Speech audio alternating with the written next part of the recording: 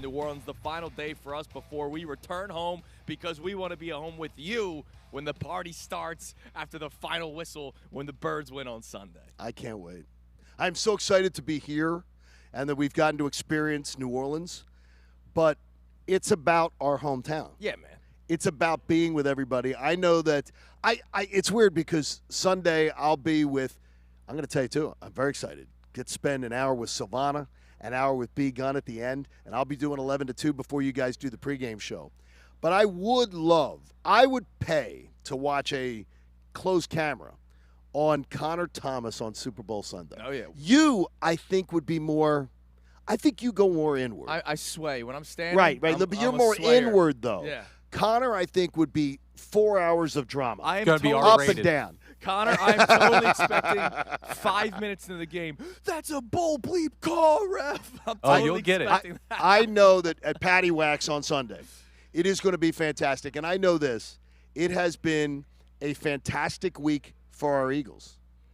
It's been drama-free. Yes. It's been a team that single freaking thing that comes out of their mouth. We've gobbled it up, dude. Yes, and we are critical when we don't like it. They've been mature and loose at the same time, right? Yep. Like they're clearly Correct. having fun, but everything that they're saying is right. I mean, it's funny. We've played more Jalen Hurts audio over the course of this week than we ever have. And because and behind the scenes, Mm-hmm.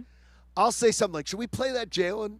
And Andrew will go, he didn't really, like Connor and Andrew, like, hey, he didn't really say anything. He doesn't say anything. Didn't really say anything. But all of a sudden but this we could week- still talk about it. Right, This right. week, all of a sudden, it's still short, but it's eloquent. Right. And more importantly, There's again, actual meaning, and it's not just main thing, standard. Yeah. Like, he's yeah. actually saying things that you're comprehending. and to me, I looked at it last night and I watched a little montage of him this week from multiple speaking engagements on YouTube. Yeah.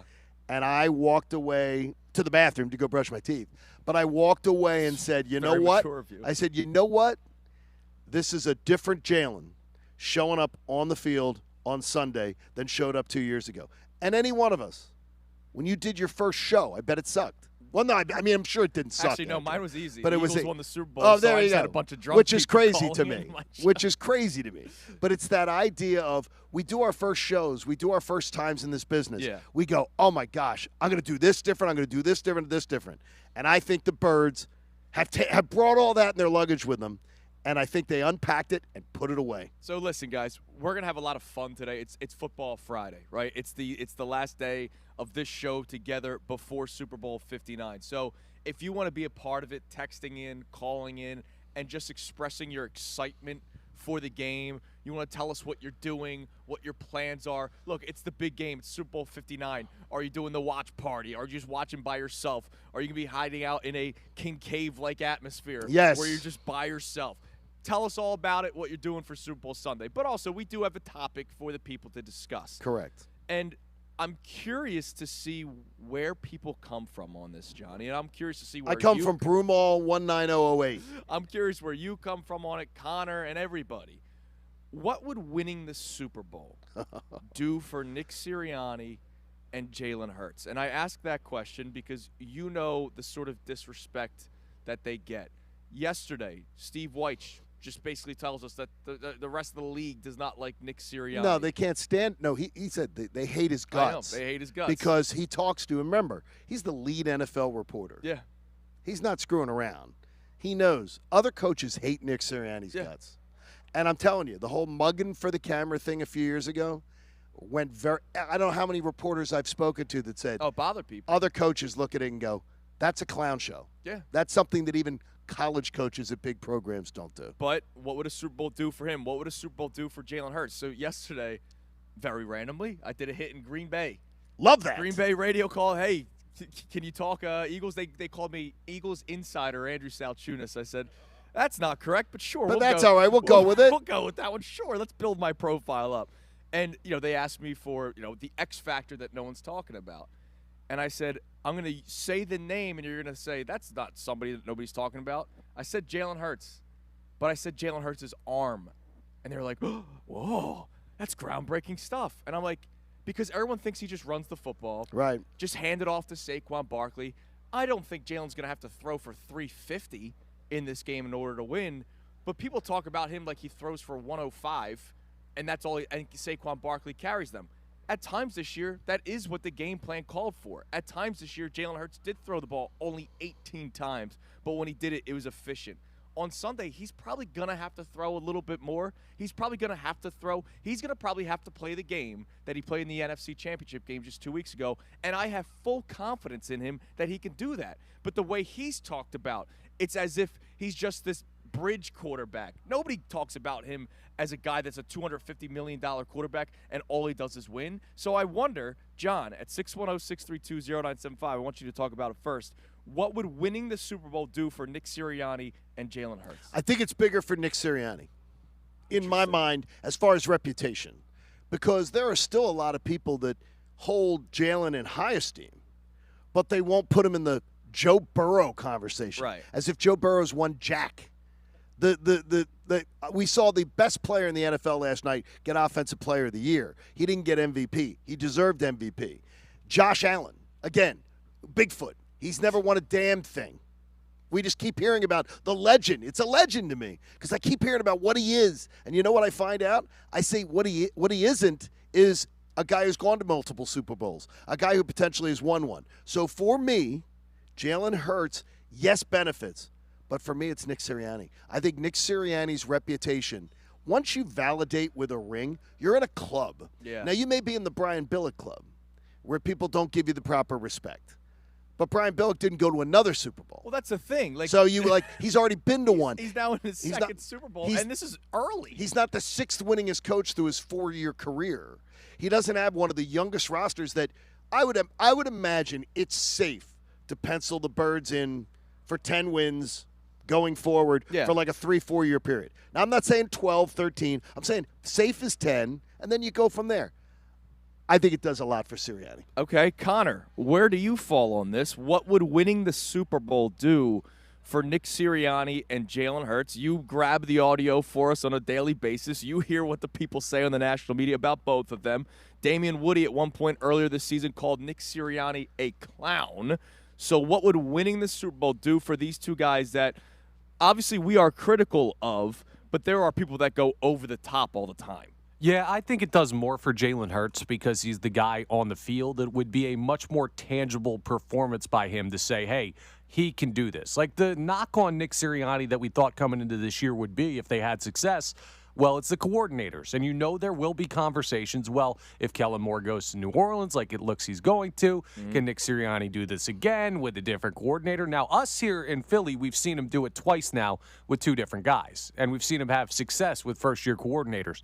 But if Jalen Hurts wins the Super Bowl on Sunday and he has a performance fitting of a Super Bowl winning quarterback, that entirely changes the narrative nationally on who this guy is as a quarterback. Nick Sirianni, you could still make some straw man argument that it wasn't totally him.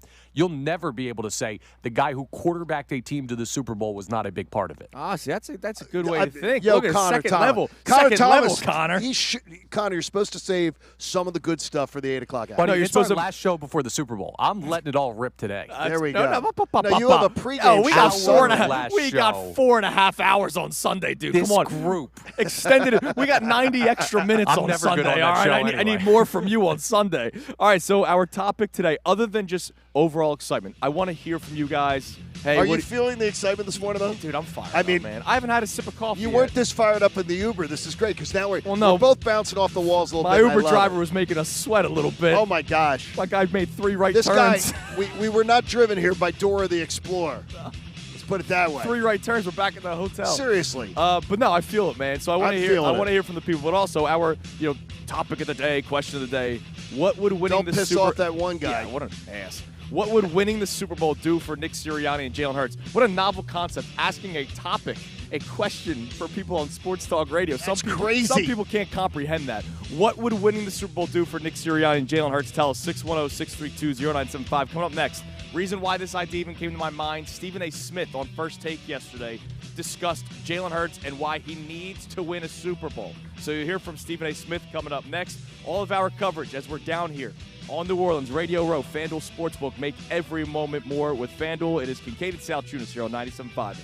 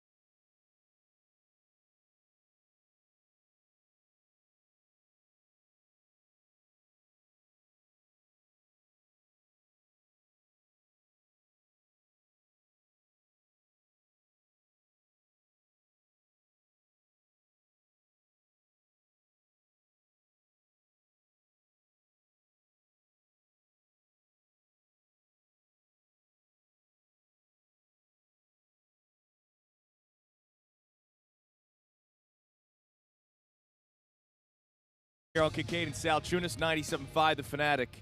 Of course, overall excitement for the big game on Sunday. Love to hear from you. But our main topic today, our main question today, is what would winning the Super Bowl do for Nick Sirianni and Jalen Hurts? We kind of touched on the Steve Wyche angle that he gave us yesterday. You'll hear from Steve coming up in about 10 minutes on what he said about Nick Sirianni. But first, let's play Stephen A. Smith. So Stephen A., they were doing a show live from, I think, Bourbon Street yesterday, actually. They were. That's kind of cool. A lot of people were walking by.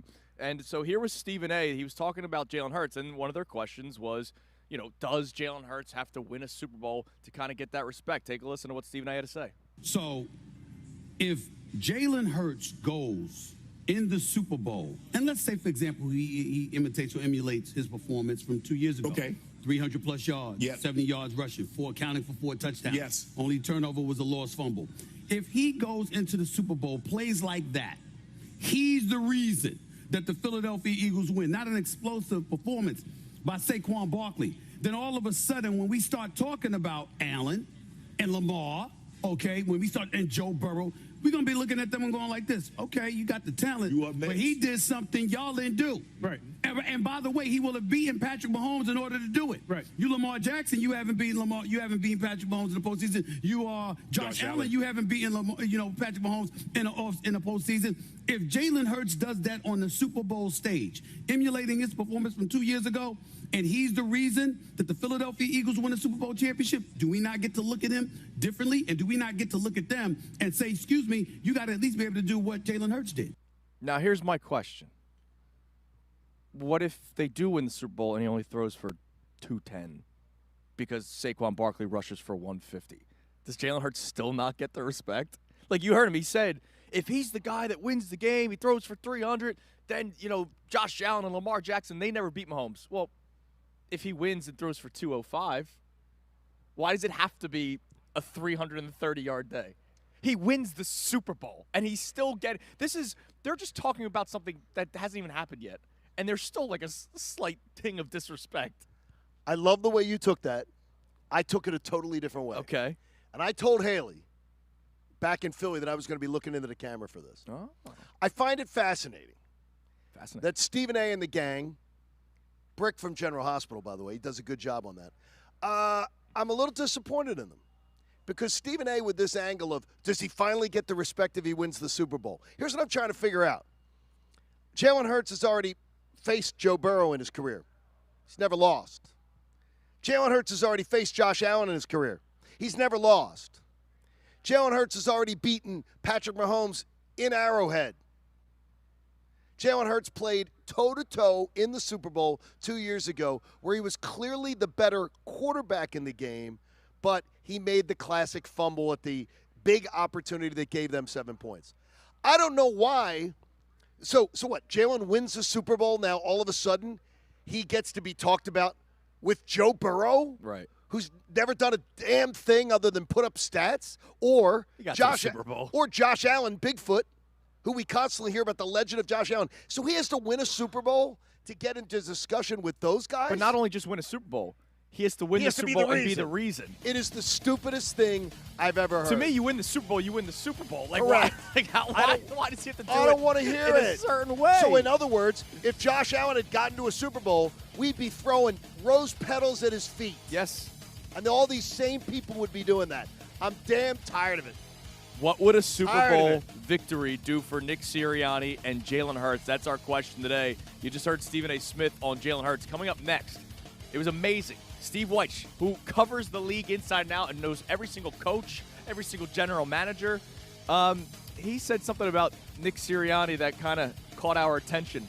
So we'll discuss that a little bit more as well. And we'll check the text line. We would love to hear from you about the Super Bowl and what would it do for Hurts and Sirianni if they win on Sunday. It's Kincade and Salciunas here on 97.5 The Fanatic. Fanatic Sports Update. Offensive Player of the Year. I'm Connor Thomas, and this update is brought to you by Corona. Join 97.5 The Fanatic this Sunday at Patty Wax on South Street, starting at 2 p.m. for the big game pregame show and watch party with Andrew Salciunas and myself. Enjoy $5 Coronas, $5 Modelo drafts, and exclusive prizes. Don't miss out. Details at 97.5thefanatic.com. Please drink responsibly. The Eagles are just right around the corner from their matchup in Super Bowl 59 with the Kansas City Chiefs. Just 2 days to go till the big game. So we're getting there for the Birds. But last night we got a nice little distraction from the wait with the NFL honors announcement. Saquon Barkley was named the Offensive Player of the Year in just his first season here with the Eagles in Philadelphia. Here's a little bit of his acceptance speech that he recorded. You can't be great without the greatness of others, one of my favorite quotes. And you definitely can't accomplish awards like this without the big boys up front. So thank you guys so much again. Like I said, it's an honor and a privilege. Always humble, always grateful, always dominant in a Philadelphia Eagles jersey. A great season from Saquon. Still one more game to go. Josh Allen did win MVP. Eagles, Eric Allen gets the Hall of Fame nod. The Birds are still focused on the Chiefs. Only starters on the injury report yesterday were Devontae Smith and Brandon Graham in limited capacity. Flyers fell to the Capitals 4-3. They're off till tomorrow. Sixers play the Pistons tonight at 7:30. That game live here on 97.5 The Fanatic. Sixers traded Reggie Jackson at first to the Wizards for Jared Butler and 4 seconds yesterday. Andrew DeCecco will join the guys from the 8 o'clock hour on. This update's also brought to you by BetParks Online Casino and Sportsbook app. Sunday at Parks Casino, join Seth Joyner, Ray Didinger, plus Derek Gunn for the pre- and post-game show for the big game at 5 p.m. Must be 21. Gambling problem. Call 1-800-GAMBLER. I'm Connor Thomas for 97.5 The Fanatic. Hey, it's Ricky Metallico from the best show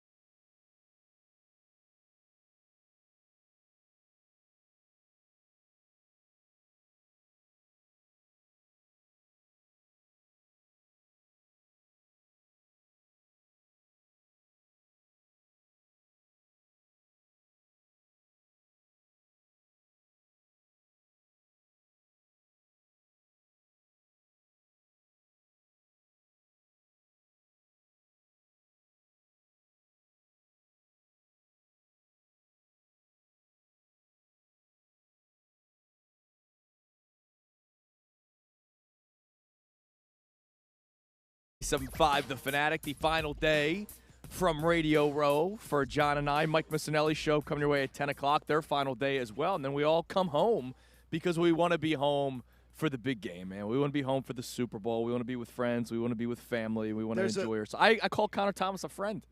You should do that. How about that? You did. It took him a while to get to that status. But I think everybody is – I started last night, and I know right now, because I've already been told. Saturday night, I will be in the guest room if I'm too hyper Saturday night. If I'm too hyper Saturday night, she goes, I am not going to sleep because you're restless and then just like bouncing around. Hey, and you know I got some stuff for you that could slow you down a little bit. Yeah, I'm afraid of that. Not doing that. Come on, man. And I'm married to a Jamaican. Just call me and up. I'm afraid of that. Just not call doing me it. up. No, I don't. You know what's funny is I want to embrace it and not be. I don't want to be calm.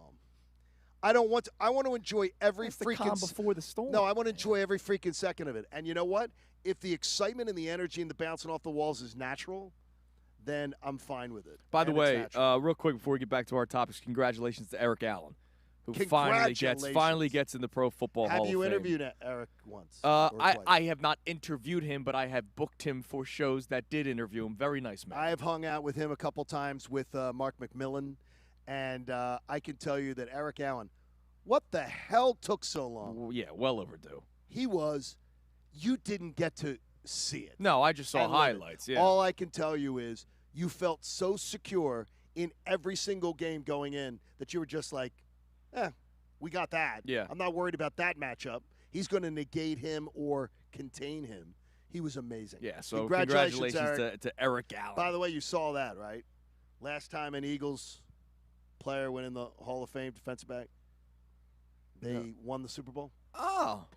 So I like that. Think about that. I like that. It's a nice little. Think about that. The stars align. You told me it was cosmic. The stars do align. Hey. Stars align. Connor. Cosmic. Connor. No, this is on you Connor. at this point, Yeah, Salciunas. Stop saying cosmic. I can't not say cosmic. Yes, you can. You can't get through a radio program without talking about astronomy. My God. Six planets tomorrow night. They align in like the straightest line that we've ever seen them, that people will actually be able to look in the sky. If the snowstorm's not too bad, we'll be able to look in the sky and see 6 planets almost in perfect alignment. Yeah, I'm gonna squint my eyes. I'm gonna squint my eyes. I'm gonna see Fat Albert up there. It's ruining it all for me. It's aligning for Sunday night.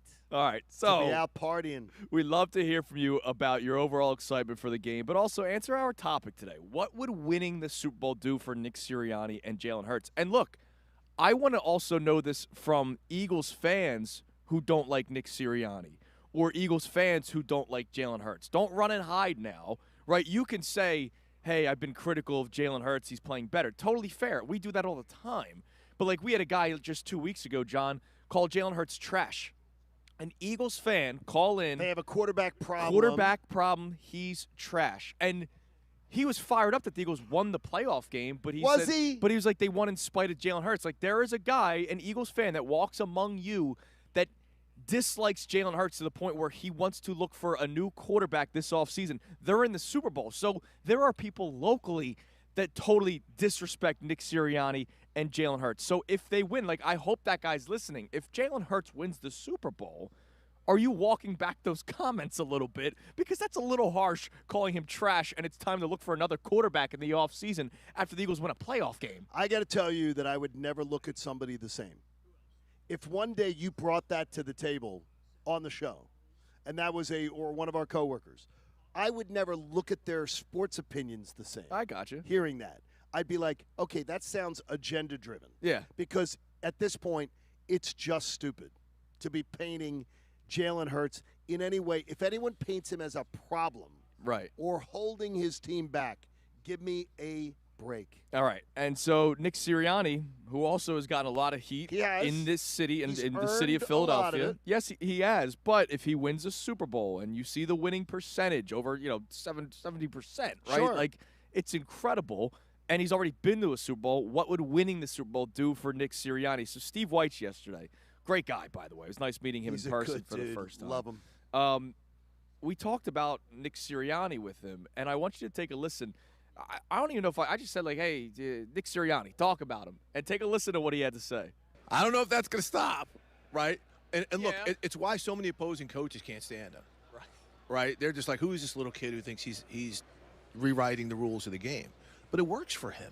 If that's who he is, be the heel, right? Be the guy in the wrestling ring. Mugging for the cameras and things like Fine. If that's who it is, because if all of a sudden he changed, he becomes straight-laced, everyone, you guys, like, what happened to that guy? You know, we're 9-8. What happened to that guy? Right. He needs to go back to being, the yapper, the guy who antagonizes everyone. So good for him. It doesn't seem to bother the players. It doesn't seem to bother people in the organization. Everybody else hates it. But again, play the heel and win. Everybody else hates it. So he's telling you, based off of his conversations, you can speak more on Steve Wyche than I can. You know how much he has done in his career and still does in his career. He's talked to a lot of people, and clearly a lot of people have a probably similar opinion about Nick Sirianni. He's told me before, I mean, we've talked about it before, that there's a negative perception of Nick Sirianni across the league by his peers. He's not in the in crowd. He's not at the cool kids table. Right. He's considered a bit of a misfit. And I think he's earned that myself. I think other coaches go, who the hell's like jumping up on top of the stands, taunting fans in Indianapolis? This is for Frank. This is for Frank. or getting into fights with fans in his own stadium, or taunting the fans in Kansas City. How'd you like that one? I don't hear you now, Chiefs fans. After you just lost a Super Bowl to that team and you didn't get the ring. He's conducted himself clownish. He has. His behaviors have been clownish. And I think he's earned the sort of disrespect or side-eye. But if this doesn't earn him the respect as a coach, right? Maybe not as a dude. Right. They don't like him as a guy. But if it doesn't earn their respect as a coach, they're not paying attention. No, they're not, because of how much success that he has had in his career. And look, hand raised, I wanted him fired after last season ended the way that it did. I always use the analogy, if you were given 2 months to try to figure out a plan to save your business, and you go up to the boss and go, here's my plan, the boss looks at it and it's the exact same plan that you've been doing, you would probably be fired for that.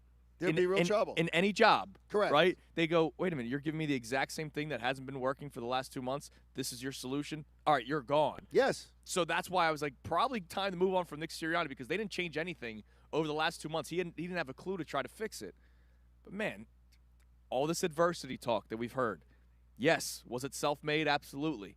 But they did overcome it, man. And I wonder if a Super Bowl ring for him all of a sudden changes the way people talk about him on the national stage and here locally. I think there's something to be said, and that's why I think it's bigger for Nick Sirianni's reputation. I think there's something to be said for a man who can lead men. And to me, he's always going to get a tip of the cap. If I ever wore caps, he'd get a tip of the cap from me for that one. Because when you can get guys like Jordan Mailata, who's very honest about him. Yes, he is. Does he act immature at times? Yes. But can still say, I'll go to war with that guy. I'll have his back. That tells me there's redeeming qualities of not only personal, but leadership that we don't necessarily get to see. Honestly, the only player where you heard maybe any sort of disconnect about was Jalen. Yes. And they've since built a bridge. They have. It's not as big as the Mississippi Bridge, which goes over the Mississippi River. Jen found that out this morning. Who would have guessed? So it was Jen found that out. We were educated this morning on our 30-minute Uber ride that was 5 minutes away. All right, coming up next, I want to hear what other narratives can change. All right, so we're doing this focus solely on Sirianni and Hurts, but what other narratives can change? I have one that came to mind right away. I want John and Connor to give answers as well, and I would still love to hear from you, 610-632-0975. What would the Super Bowl victory do for Sirianni and Hurts for you? And what are you doing on Sunday? We just want to hear about it. It's Super Bowl 59 in 2 days. It's Kincade and Salciunas here on 97.5 The Fanatic. Mike Missanelli, Bill Colarulo, and Ray Dunn. They have a lot to say about Philadelphia sports. The big stories you want to hear about. The Mike Missanelli Show, weekdays 10 a.m. to 2 p.m. Philadelphia's source for breaking sports news.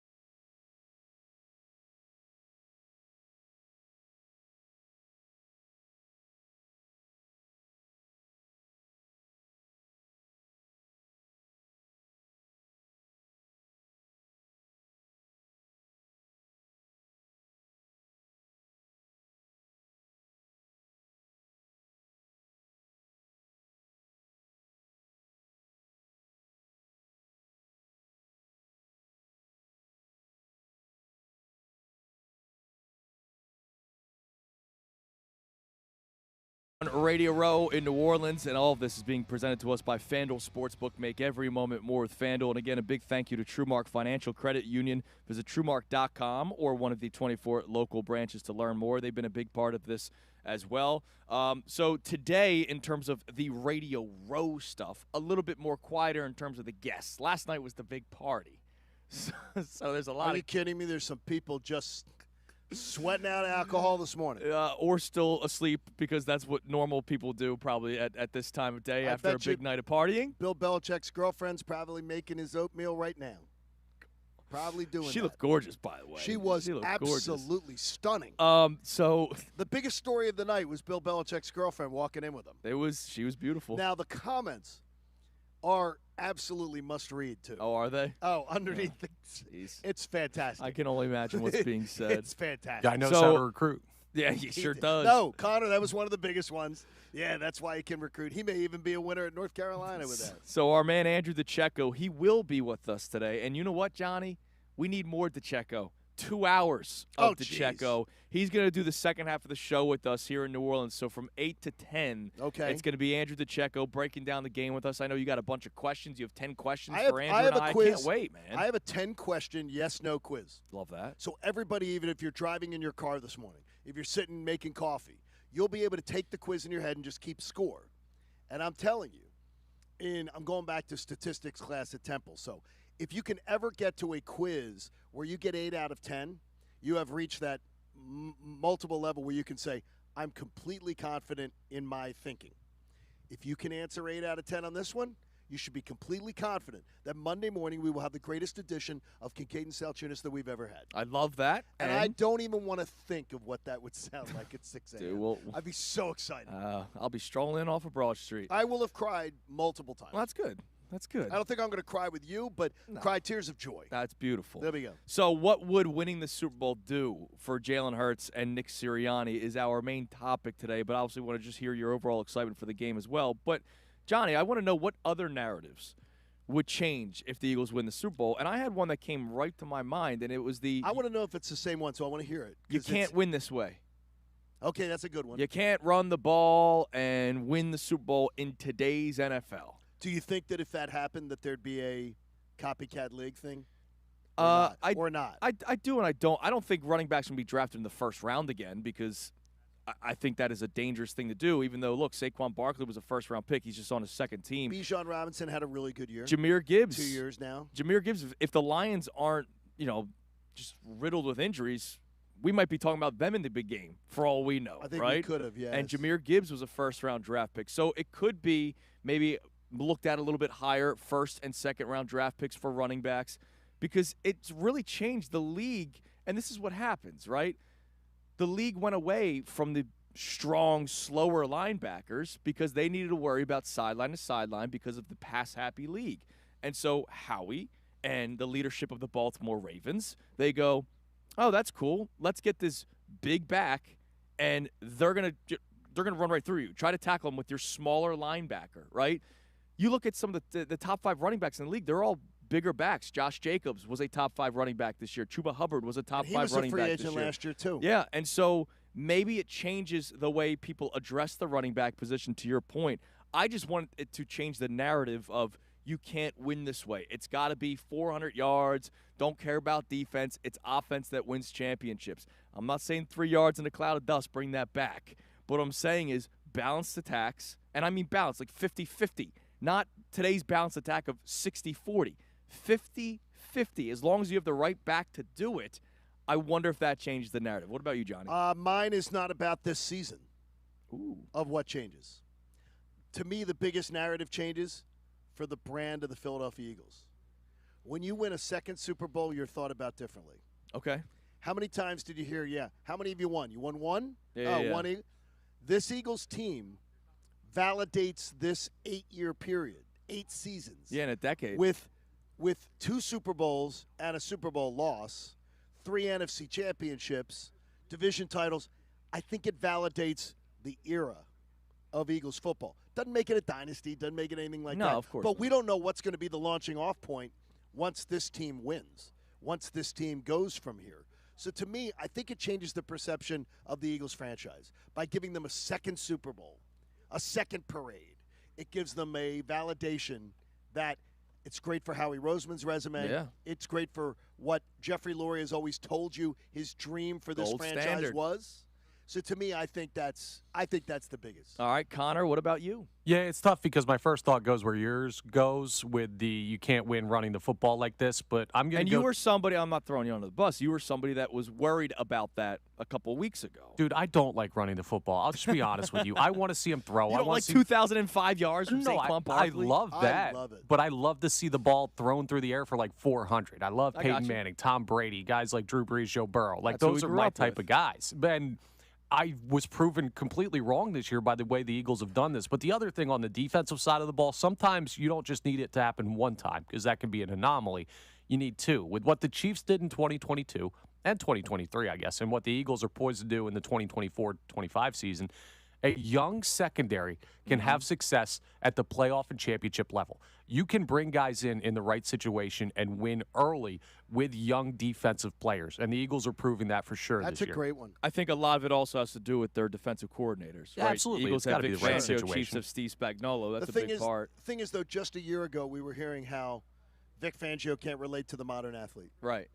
He doesn't know how to talk to young people, and he's been fantastic with them. Great point. Fantastic. Yeah. He is. It's a good. Those were three good ones. And look, the Rams had a good year this year. They had a with really a good very year. young, inexpensive defense. So it's a great point, Connor. Good Cheapest job, man. defense in football. Yes, that's right. All right, so coming up next, we'll check our text line.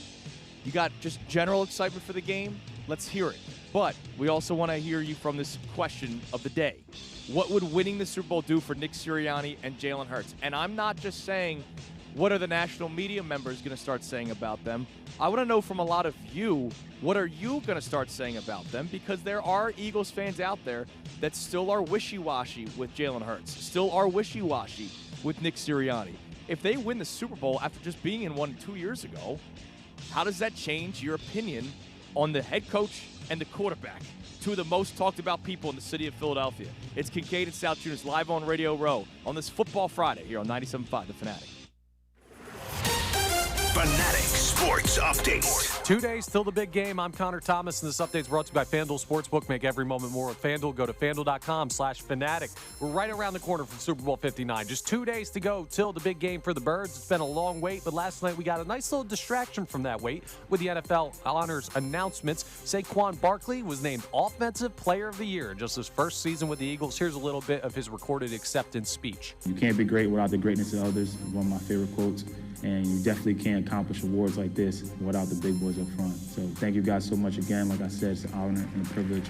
The reason his speech was recorded is he's a little busy this week preparing for the Super Bowl, so he's zoned in on the big game as the Eagles are. By the way, Eric Allen finally got his Hall of Fame nod. Josh Allen won the league MVP. Birds are still focused on the Chiefs. Only starters on the injury report yesterday were Devontae Smith and Brandon Graham, both limited. We'll keep an eye on them as the week continues. Flyers fell to the Caps 4-3. They're off till tomorrow. Sixers play the Pistons tonight at 7:30. That game live here on 97.5 The Fanatic. Sixers also traded Reggie Jackson at first to the Wizards for Jared Butler and 4 second-round picks yesterday. Andrew DeCecco will join the guys from the 8 o'clock hour till the end of the show. This update's also brought to you by Rapid Radios, their instant push-to-talk walkie-talkies, offering national LTE coverage for a limited time. Go to rapidradios.com now for 60% off and free UPS shipping. Add code radio and get an extra 5% off. I'm Connor Thomas for the home of the 76ers and Flyers, 97.5 The Fanatic and 97.5thefanatic.com. The Mike Missanelli Show.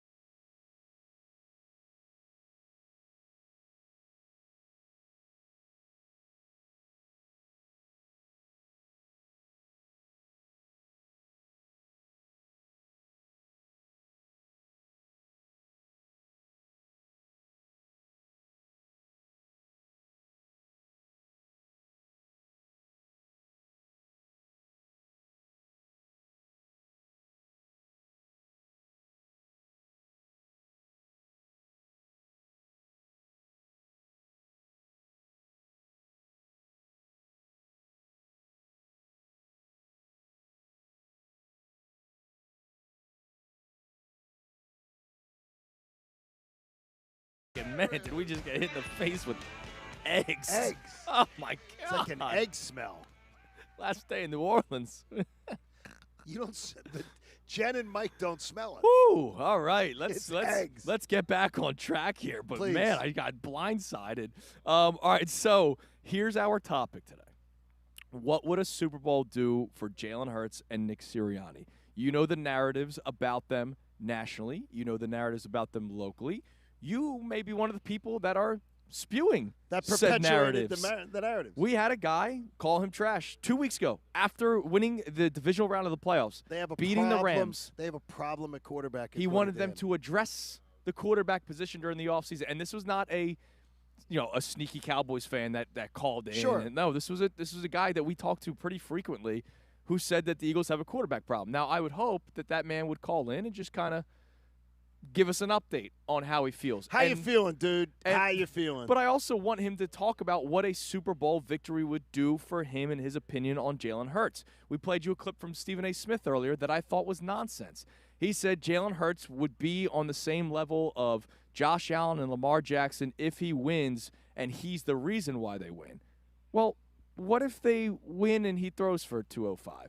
He wins. He wins. Bottom line. Josh Allen has lost to him. Josh Allen didn't get to the Super Bowl because he couldn't do things passing the ball, ironically.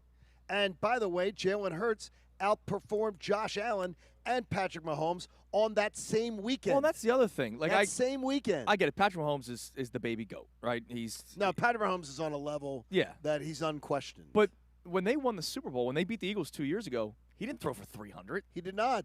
So why is the conversation different for Jalen Hurts? Because of, I swear, some of it goes back to the bias of him being replaced in the national championship game. Yeah, that happened ages I ago. understand.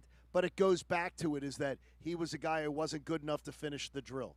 And by the way, he wasn't. He was having a terrible No, I know. I was he was on a watching. terrible run. And then Devontae Smith ended that night. Strangely enough, Devontae Smith ended that night with a national title for Alabama. Yeah. But it's a look, narratives are narratives usually for a reason, though. And they're usually based in some semblance of fact, especially when they become narratives. So Jalen's just got to smash it. And I'm telling you. But he doesn't have to smash it by throwing for 300. No, he doesn't. He has to play well. But even for him and for this team to change the narrative, win the damn game Sunday night. Yes, you got to win the game. No excuses. No, they played well. No, this team is young and they're going to be back and they've got plenty of opportunities. Enough of that. I don't want to hear any of that. I want to hear Super Bowl champions around 9:46 on Sunday night. That sounds good. It's Kincade and Salciunas live from Radio Row, all being presented to us by FanDuel Sportsbook. Make every moment more. You're listening to 97.5, the Fanatic, WPEN, and WPEN HD1 Burlington, Philadelphia, a Beasley Media Group station. Like I just said, broadcasting live from Radio Row, but through the Comcast Business Studio, powering possibilities. All right, Connor, what are the people saying on the text line this morning about today's topic? All right, we have a check-in here from John V. who says, I think, oddly enough, Sirianni and Hurts have that growth mindset in common, which is why they work together. They both make mistakes and both learn and grow and make it the main thing to fix it and improve. That's why I think their narratives will change positively in a similar way if they win. Look, the narrative should change, period. No, right? it should change. They've been to a second Super Bowl. Right. That narrative should have already changed. But I just wonder, how far? Again, the Jalen Hurts can't throw the football conversation that we heard on the national stage for weeks. And, he's going to be the reason why they don't make it to the Super Bowl. Or Alex Smith, you can play this way and win the NFC Championship game, but you can't play this way and win the Super Bowl. And I think all of that stuff is nonsense. So if the Eagles win the Super Bowl, are those same people then all of a sudden saying, hey, maybe I was off on this? I know a lot of people don't like to admit when they're wrong. No, I love doing it if it benefits my team. With Jack Sparrow, is he going to admit that he was wrong? When Nick Wright walking around, is he going to admit that he was wrong? No, probably not. No, I mean, is it? But Jalen can't worry about all that. He can't. No, Nick of course Sirianni, not. And Nick Sirianni can't worry about all that. But we're the ones that talk about it, so we're going to be the ones that find out. But I believe the narrative should have changed by getting to a second Super Bowl. Absolutely. 2 Super Bowls in 3 years? That's really good. Like, that should put you on a different class. Imagine if Joe Burrow got to 2 Super Bowls in 3 years. Imagine if Josh Allen ever got to a Super Bowl. Right, exactly. The way that they speak of Josh Allen. Lamar. Oh, my God. I love Lamar Jackson. Lamar's changed his game, though, for the better. No, I know he has. He has absolutely changed for the better. But ultimately, what has he won as the quarterback of a team? Not MVPs. an individual, not MVPs. Exactly. He's won MVPs. And look, no one can take that away from him. He is a tremendous player. Tremendous talent. I By the love way, Lamar Jackson. The Eagles held him to 12 points. Yes, they did. All right, what else we got on the text line, Connor? All right, we also have a check-in here. No name on this one, but they say a Super Bowl solidifies both Jalen and Nick as franchise greats. End of story. Also ends any negative talk that may be left about them. I love that. And look, there's going to come a time if the Eagles win the Super Bowl on Sunday, and in Week 6 Jalen Hurts throws 3 interceptions of next season.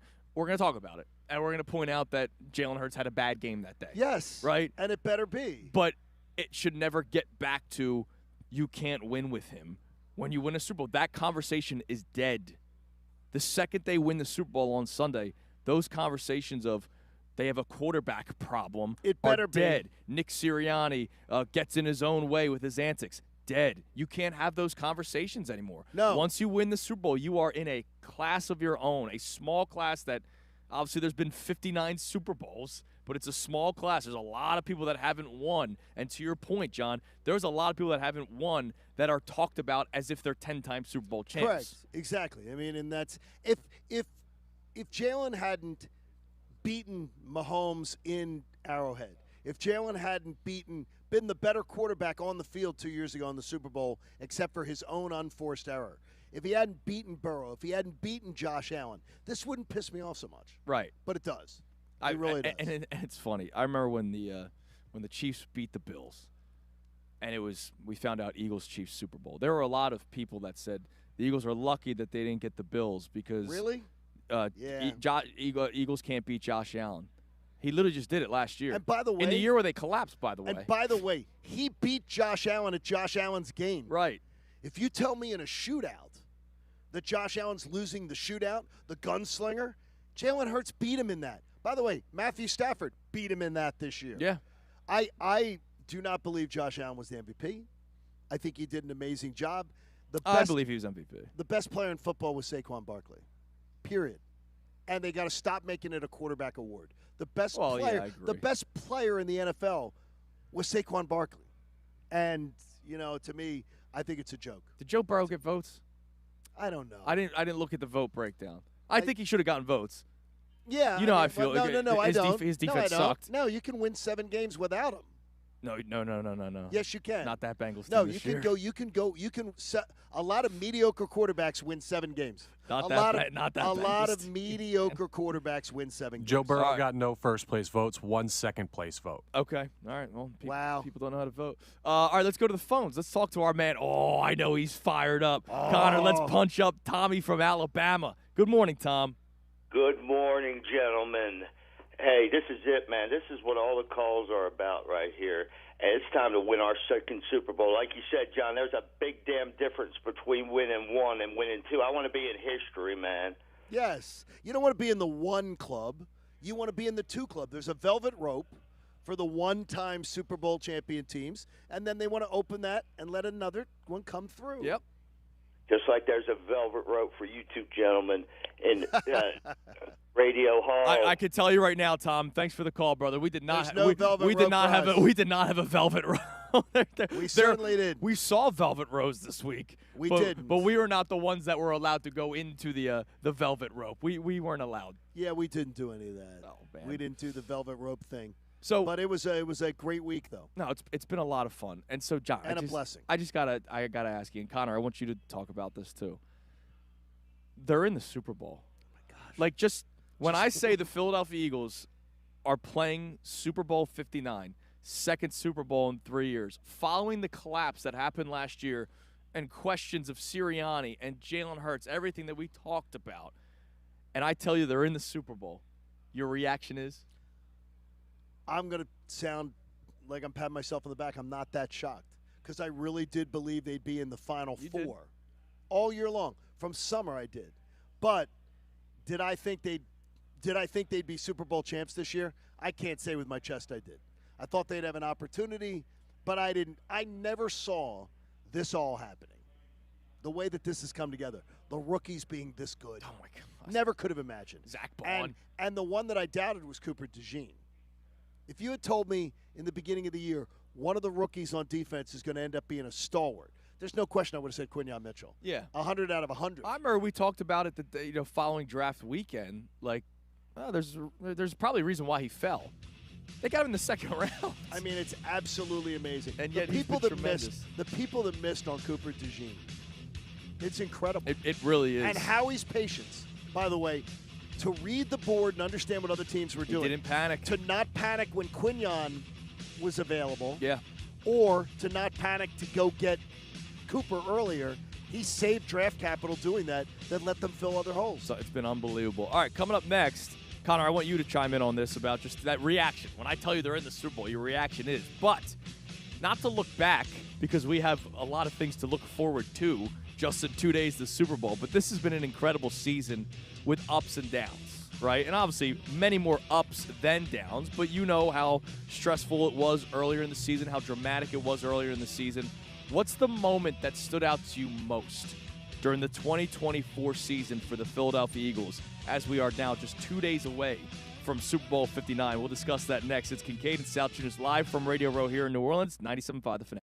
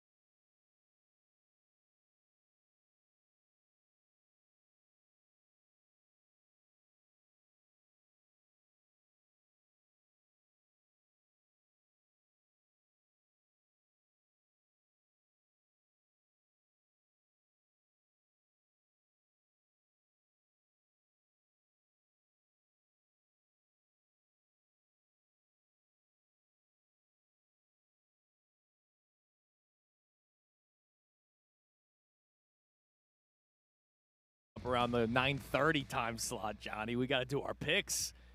And I'm not talking about the pick of the game. We'll do that in the final segment today with Andrew DeCecco. But you, me, and Connor, it's the final week. We got to do our prop bets for the Super Bowl. Connor's already locked third place up, so he doesn't have congratulations. He doesn't the have bronze to medal on the podium. You got the out of all three participants. It's a country song as his anthem. I know that.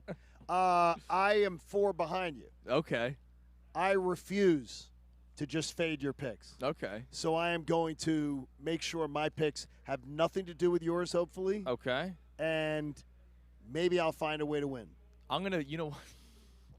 I'm going to do all pro Eagles props. That way you can't root against my picks. Well, I won't root against your picks. Yeah, you have all season long.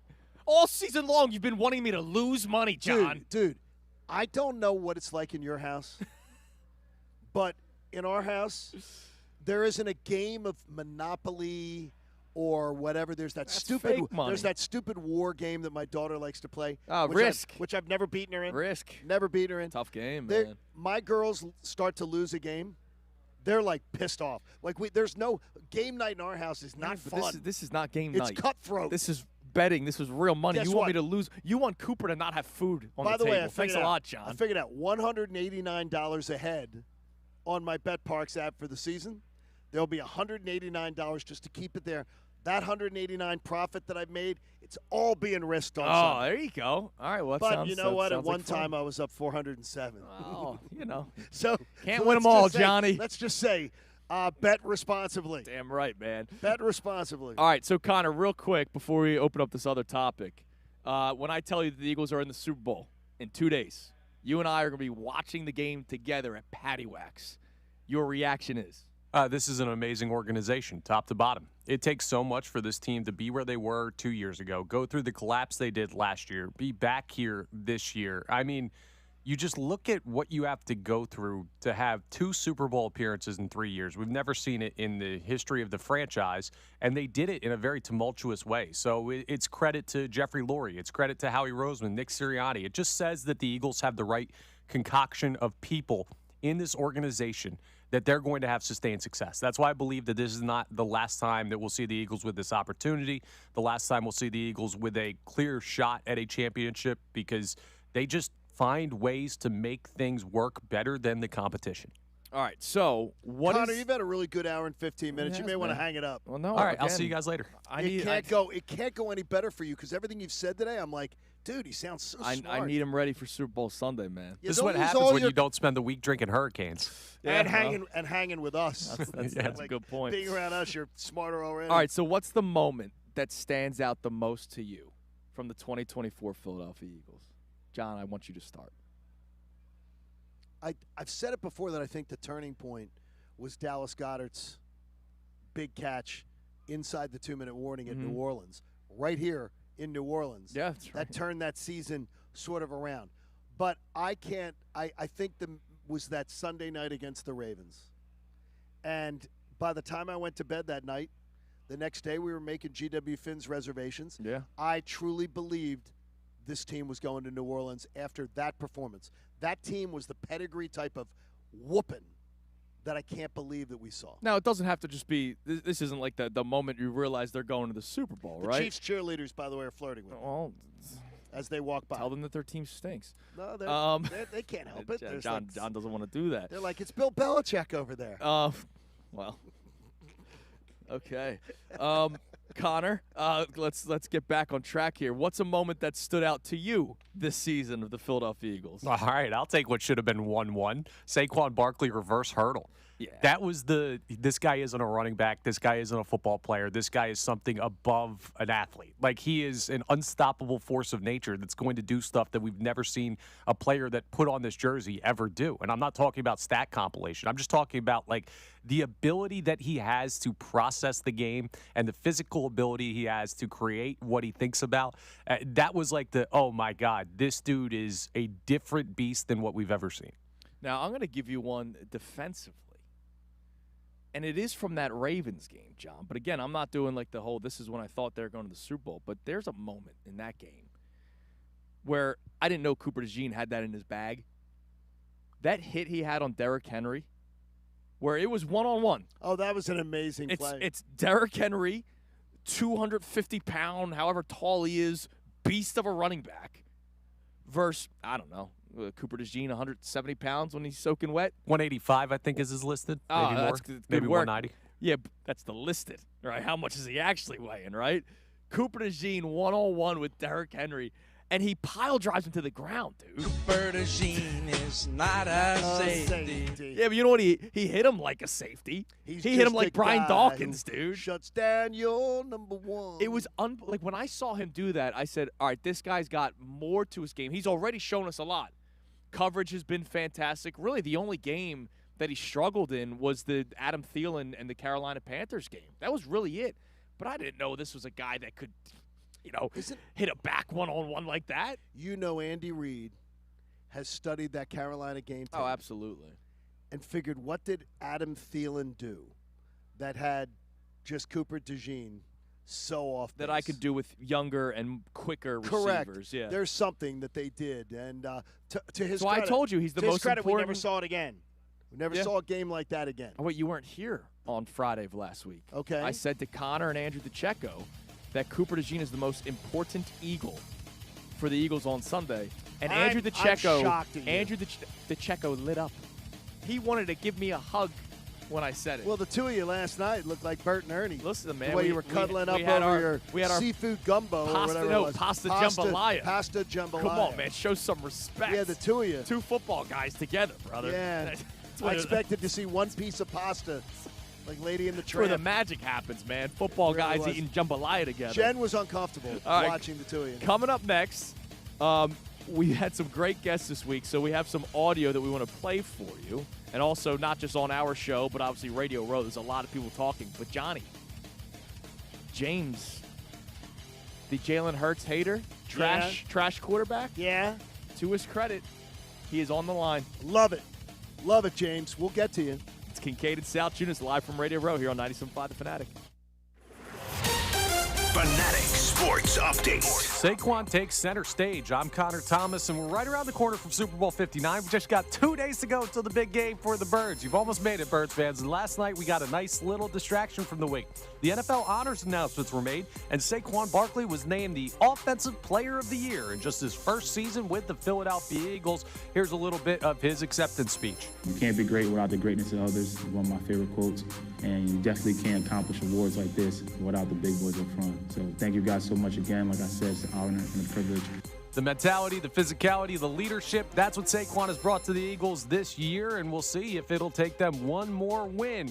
That would be the biggest one, the Lombardi, on the line on Sunday. Josh Allen won the league MVP. Eagles legend Eric Allen also gets the Hall of Fame nod. About time for him. The Flyers fell to the Capitals 4-3. They're off till tomorrow. Sixers play the Pistons tonight at 7:30 p.m. That game will be live here on 97.5 The Fanatic. Sixers traded Reggie Jackson, a first-round pick, to the Wizards for Jared Butler and 4 second-round picks yesterday. Andrew DeCecco will join the guys from the start of the 8 o'clock hour to the end of the show. This update's brought to you by the Electrical Workers Local 269 and the Electrical Training Alliance. The International Brotherhood of Electrical Workers Local 269 will be accepting applications starting January 1st until March 31st at IBEW269.com. I'm Connor Thomas for the home of the 76ers and Flyers, 97.5 The Fanatic and 97.5thefanatic.com.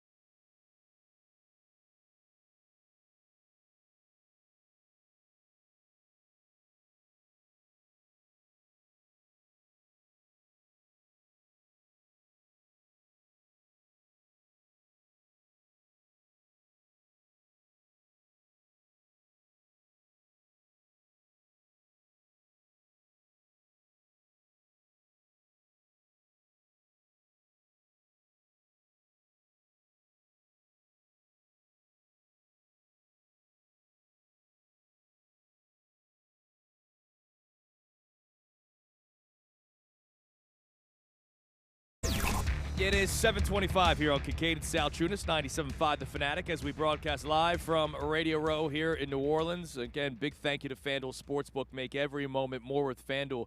They've been providing us, obviously, with all our coverage here in New Orleans. Also, big thank you to TrueMark Financial Credit Union. Visit TrueMark.com or one of the 24 local branches to learn more. And our man Andrew DeCecco is going to be joining us for the entire final 2 hours of the show. So not just 8 o'clock hour. That's From awesome. 8 to 10, we'll have Andrew DeCecco. All his updates this week. Big thank you to our friends at Tompkins Community Bank, your bank of choice. They've been providing all of the coverage from Andrew DeCecco. Now, in a couple minutes, I want to play some audio for you because there was a narrative yesterday. A lot of narratives get addressed Super Bowl week. But there was a narrative that all of a sudden was in favor of the Eagles about how the pressure is on the Chiefs going into this game. What? I would say it's equal pressure. It's the Super Bowl. I do not, but that's all right. Okay. So you'll hear from Marcus Spears. You'll also hear from Eli Manning coming up in a few minutes. But as a quick reset of today's topic, we asked the question, what would winning the Super Bowl do for the narratives around Jalen Hurts and Nick Sirianni? And I'm not just saying from the national media. I'm also talking about our local Philadelphia fan base because people are wishy-washy with Sirianni, and I get it because of the antics, right? And the he earned it. What is it that He's do earned here? everything. All that kind of stuff. And his opposing coaches can't stand him. Yes, Steve White literally straight up told us that yesterday. They hate his guts. I understand kind of the narrative around Hurts because people would prefer him to play differently, but when it comes down to it, if he's winning, that is all that should matter. Okay. And so 2 weeks ago, after the Eagles beat the Rams, so this was the second playoff victory en route to Super Bowl 59, we had a caller that called in the Monday after. The Monday after the glorious snow, right? Big day. Saquon Barkley smacking his helmet. I know it got dangerous at the end there. With the Rams, they had a chance to win the game at the end there. I know that it was because dangerous. of the offense? No, it was because of the defense. Now, the had offense, nothing to do with Jalen. Offense did go 3 and out, which was not helpful, but that's okay. The Eagles won the football game, and we had a guy call in and say that Jalen Hurts is trash. He used the word trash, and that the Eagles have a quarterback problem, and how he would like them to address it this offseason. I believe he said draft a player, not trade Jalen Hurts, but draft a guy for the future, just in case. And you know what? To his credit, our man James in Harrisburg is on the line and wants to talk about it. James, what's going on, man? What's going on, buddy? How are you today? Good to have you on, and James. Look, and we appreciate you calling in because there's a lot of people that run and hide. So I give you a lot of credit for calling in, especially when we've talked about you a couple times during today's show. Yeah, no, I'm not hiding. I was wrong. You know, I'm going to eat my crow. Hard thing to do, but I was wrong. All my quarterback does is win. I don't care how he wins. He gets it done. And, yeah, I got to take that back. So the narrative has already changed for you. So you don't have to see him hoist the Lombardi trophy. You're willing to already say I was wrong, which I think you're correct in doing that. You're in a Super Bowl for the second time in 3 years. Sure. Yeah, I mean, I would love to see him hoist the Lombardi, but of course. I mean, he's done more than a lot of these quarterbacks that I said that I wanted. I mean, I remember saying I wanted Burrow or Allen or Lamar. But and look, you could still say, like James, I'm not going to run and hide from it. Like, if you put Joe Burrow on this team, it's a totally different team, right? Like, completely different. But that's just not the way that it is. Like, they're not trading Jalen Hurts and Joe Burrow straight up. So you have who you have, and who you have is a winner. Exactly, and you know, I don't want no other quarterback than Jalen right now. I mean, he makes good decisions. He doesn't turn the ball over, and one thing about him compared to all them other quarterbacks is he's playing in the Super Bowl. All them other quarterbacks, they sit at home. Damn right, James. Good job, Damn right. James. We appreciate the call, man. We appreciate it. Real quick, my wife, she's a Packers fan, and I'm sorry to hear that. She's real butthurt. I gotta look at her stuff all day long. You know, divorce is an option. Oh, it no. shouldn't be your first option, man. but it is an option. Valentine's Day right around the corner, Johnny. Yeah, 1 week away, Johnny. Well, You're no, I mean, dropping look, the divorce. that's when you catch her off guard. So you could catch her off guard. Why do you have to catch her off guard? If she won't give up this Packer nonsense, hey, here, honey, here's some flowers. You put the paperwork in the Here it flower, is. the bouquet? Yeah, put it right in. No, Bouquet wrap of it. paperwork? Wrap it in the bouquet. Look, I give James a lot of credit. That way, when she signs for the delivery, she gets served with the flowers. I give James a lot of credit for calling in. Black roses. I give James a lot of credit for calling in. And look, you know it, John. There's a lot of people that run and hide. They do. Many in our business. In our business. I hope they're all hiding by Monday morning. I can't wait I to want hear. them to say no, I was wrong. I can't wait to. They won't, though. They won't. They will not. There's another narrative they've got in the chamber. They have it. Is Jalen Hurts good enough to be Can he a win dynasty? back-to-back? Can he win back-to-back? Yeah, you know. Oh, look at. I guarantee it will be this. The number one thing they're going to come with. Oh, Trent Dilfer won one. Right. You know, a lot of quarterbacks. Brad Johnson Right. got to a Super Bowl. No, Brad Johnson won a Super Bowl. Oh, yeah, that's right. Yeah. You know, the one we should have won. Yeah, Thanks, Andy. Yeah. But I mean, hey, they're going to come with that. I Yeah, guarantee it. probably. By the way, just the thing too, I'm amazed, and I saw something on the TV last night with the awards, the NFL awards. The Eagles with the largest percentage of running the football in like pretty much modern era. Oh, I'm not surprised. That the Eagles passed the ball just 44.1% of the time. Yeah. No, that's like not historically low, but in what, the last decade? That is not Connor Thomas approved, by the way. But the other teams that ran the ball the most this year, the Baltimore Ravens, the Green Bay Packers. Playoff Do you teams. realize those are the only three teams? They all free agent got a running back this offseason. Yes, they did. They're the only three teams that ran the ball more than they passed it. Yeah. So 29 teams did one thing, 3 teams did another, and every one of them went and got a badass back to run their offense. I'm curious, was there one team last year that did more running than passing? Last year there was like 6. Yeah, maybe the Raiders with Josh Jacobs before he went to Green But it was Bay. weird. But the thing is, then you look at the teams that pass the most. They're the teams that trail the most. Well, yeah, of course. It's the godforsaken state of Ohio football. Cleveland and Cincinnati, 1-2. They ran the ball 34% of the time. They couldn't when they're losing that way. You know, because they're always losing. That's why the Joe Burrow stats, they mean freaking nothing to me. They're empty calorie stats. Now, I'm not blaming him for trailing. Right. Because he only threw, I think he threw 9 or 10 interceptions. So I'm not blaming him. Right. But the fact is, against the Eagles, he looked more than mediocre. No, he did. Yeah, that game. The Eagles did a great job against them. But all the teams that pass, look at the stats. Look at the passing stats. Yeah. That's the definition of empty calories. Sort of like Connor having, M&Ms for breakfast. That's it. Look, that's a high-quality breakfast, especially if it's the peanut ones. There's, that's protein. In the red bag. Peanut butter, baby, in the peanut orange butter, bag. That's protein. In the red bag. All right, let's hear from Marcus Spears. I told you there's a narrative now all of a sudden that the Chiefs have more pressure. Here's Marcus Spears saying that the Eagles are a different animal from the other teams the Chiefs had to face. Are the Eagles just a better team? A man-for-man line them up? Yeah. The answer is yes, yeah, right? Absolutely. And 35-38 was the score of this game. Yep. And it was a fumble Yeah. or a touchdown. Mm-hmm. 2 years ago, yeah. And in the Super Bowl. you brought up San Francisco. I just watched Jalen Hurts rush for 3 touchdowns. Yeah.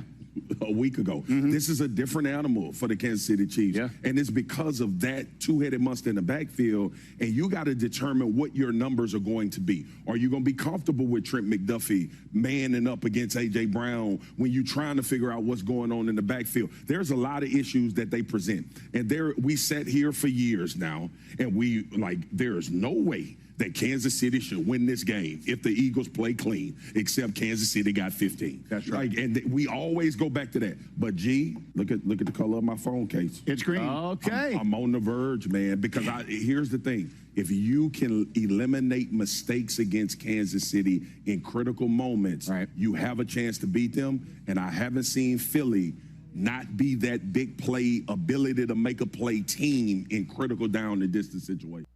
So he's been saying kind of what we've been talking about, how the Eagles are the better team roster-wise, but he's going even straight up just 2 years ago. He brings up the fumble, and I know we've talked about that a lot.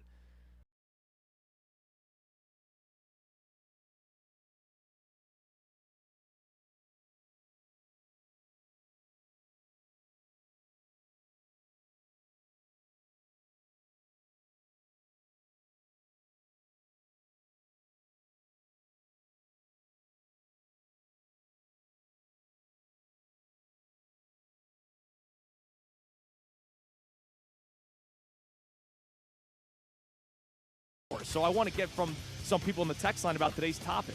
What would a Super Bowl do for the narrative around Jalen Hurts and Nick Sirianni, not just from the national media, but also from some of your fellow Eagles fans? Good for James for calling in and saying, hey, I was wrong. Jalen's that guy. It's Kincade and Salciunas here on 97.5 The Fanatic. The Philadelphia 76ers. Sixers win. Play that song. The Philadelphia Flyers. Rebound in front. Backhand shot. They score. The games are here. Philadelphia's source for breaking sports news. 97.5 The Fanatic and 97.5 The Fanatic.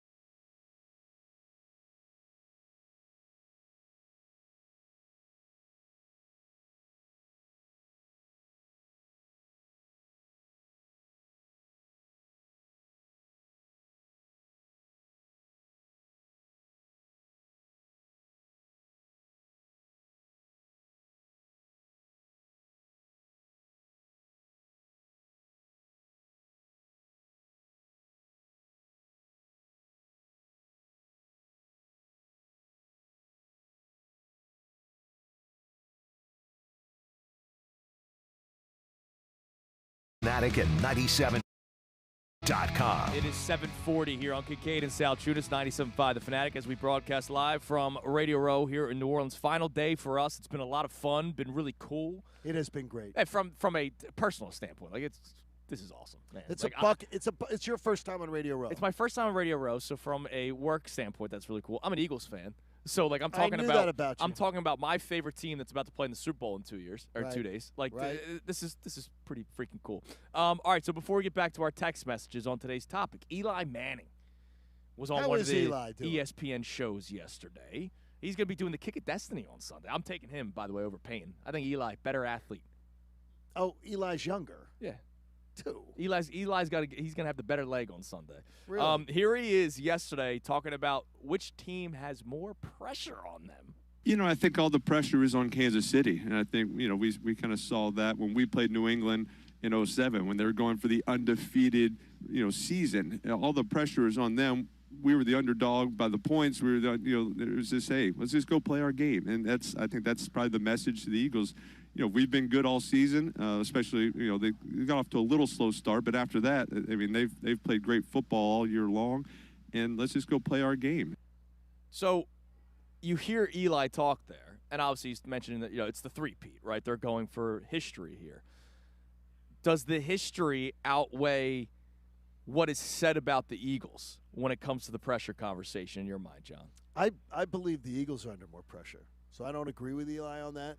But I don't think I put it at you eat a fine meal, and you eat a fine meal 4 or 5 nights a week. It doesn't mean as much to you. Right. So I think the pressure is much more on the Eagles to go get away from eating the crappy meal and go eat a fine meal. Right. And because it's the worst thing. Losing the Super Bowl is a horrible thing. Losing a title game is the worst, I think, in football. When you lose the NFC title game or AFC title game. Okay. When you you got a chance to win a Super Bowl, go get a ring, Yeah. and you lose then. I think that's the worst loss. But to me, I'm saying, hey, to me, that's a problem. And I would probably say more pressure Eagles, too, just because it's also what's said about them, right? Like, if they do end up losing. Stephen A. Smith, we literally played a clip for you guys earlier today that he said the narrative will change for Jalen Hurts if he's the reason why they win the Super Bowl. What if they lose the Super Bowl and, look, he balls out like he just did 2 years ago? You know what's still said about him negatively. Oh, sure. Despite him outplaying Patrick Mahomes in a Super Bowl 2 years ago, he's still talked about like he's some average quarterback. Now, one of my friends brings up to me, he says, can you say that Jalen Hurts outplayed Patrick Mahomes in that Super Bowl when he gave the Chiefs a touchdown that ended up being the margin of victory? He says, how can you say he played it better? That was a completely Jalen mistake. Yeah. Nobody else made a mistake. Jalen made the mistake. Was Jalen jittery? Was Jalen nervous? He certainly didn't look at the rest of the game. No, he definitely didn't. But that was a mistake, and we've never seen him do that. No, I know. And look, eye test-wise, Jalen Hurts played a better game.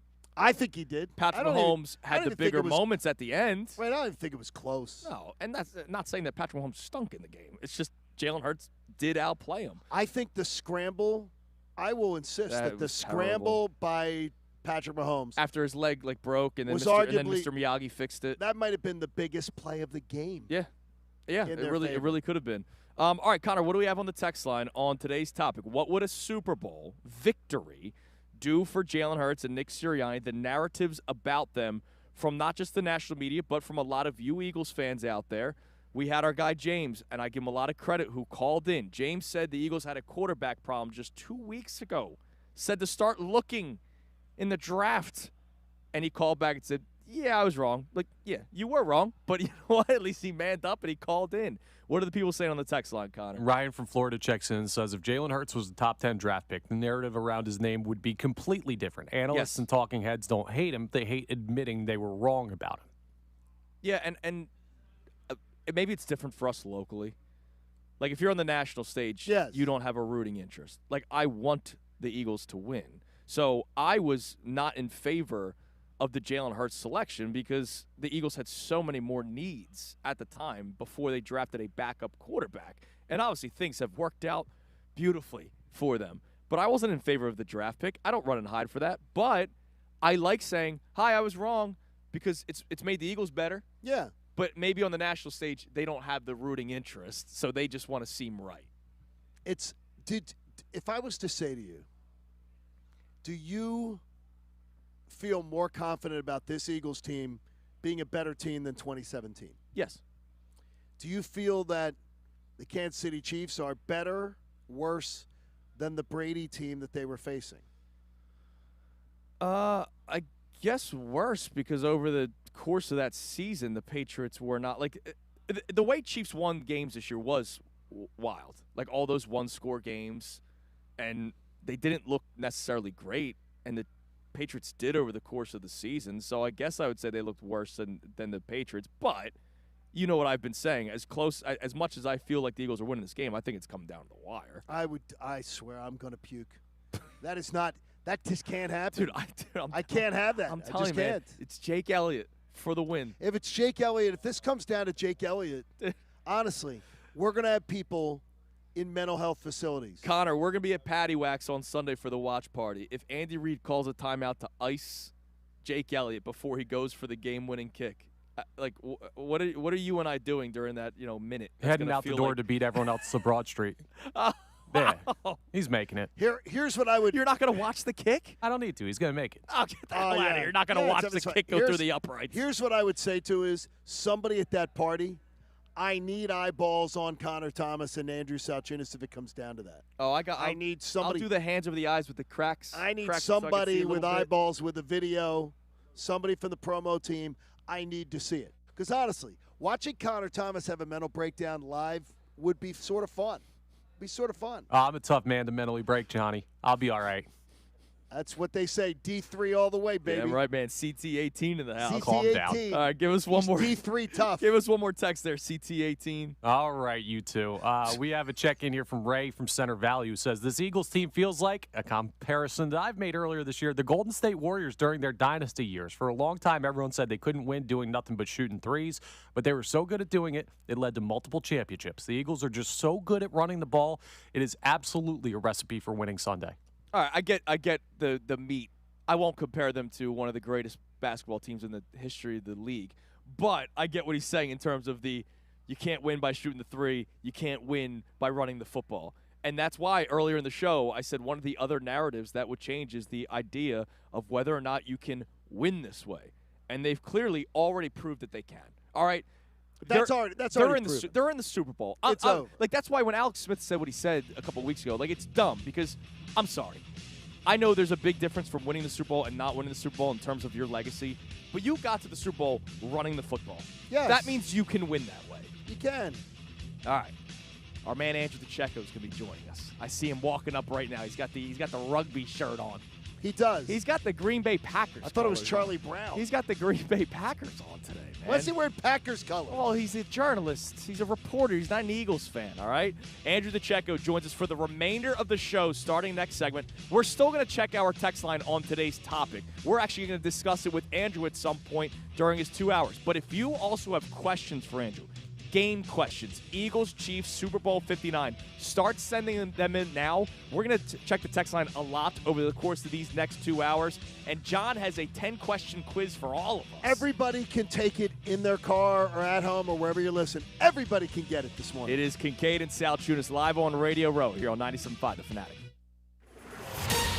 Fanatic Sports Update. Pre-Super Bowl Awards night. I'm Connor Thomas, and this update is brought to you by Moyer Indoor Outdoor Services, locally family-owned and operated for 150 years. Moyer's been keeping lawns green and lush and homes pest-free. Go to eMoyer.com for free estimates.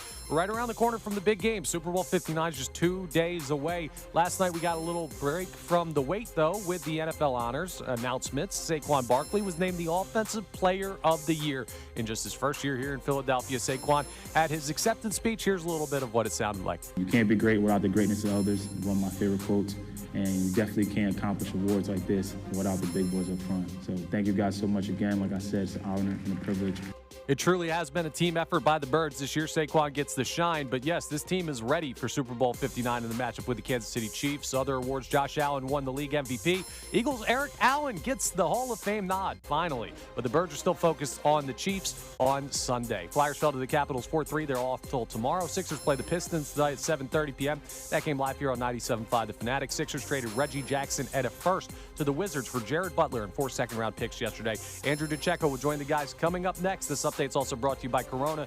Join 97.5 The Fanatic this Sunday at Patty Wax on South Street starting at 2 p.m. for the big game pregame show and watch party with Andrew Salciunas and myself. Enjoy $5 Coronas, $5 Modelo's, and exclusive prizes. Don't miss out. Details at 975thefanatic.com. Please drink responsibly. I'm Connor Thomas for the home of the Sixers and Flyers, 97.5 The Fanatic.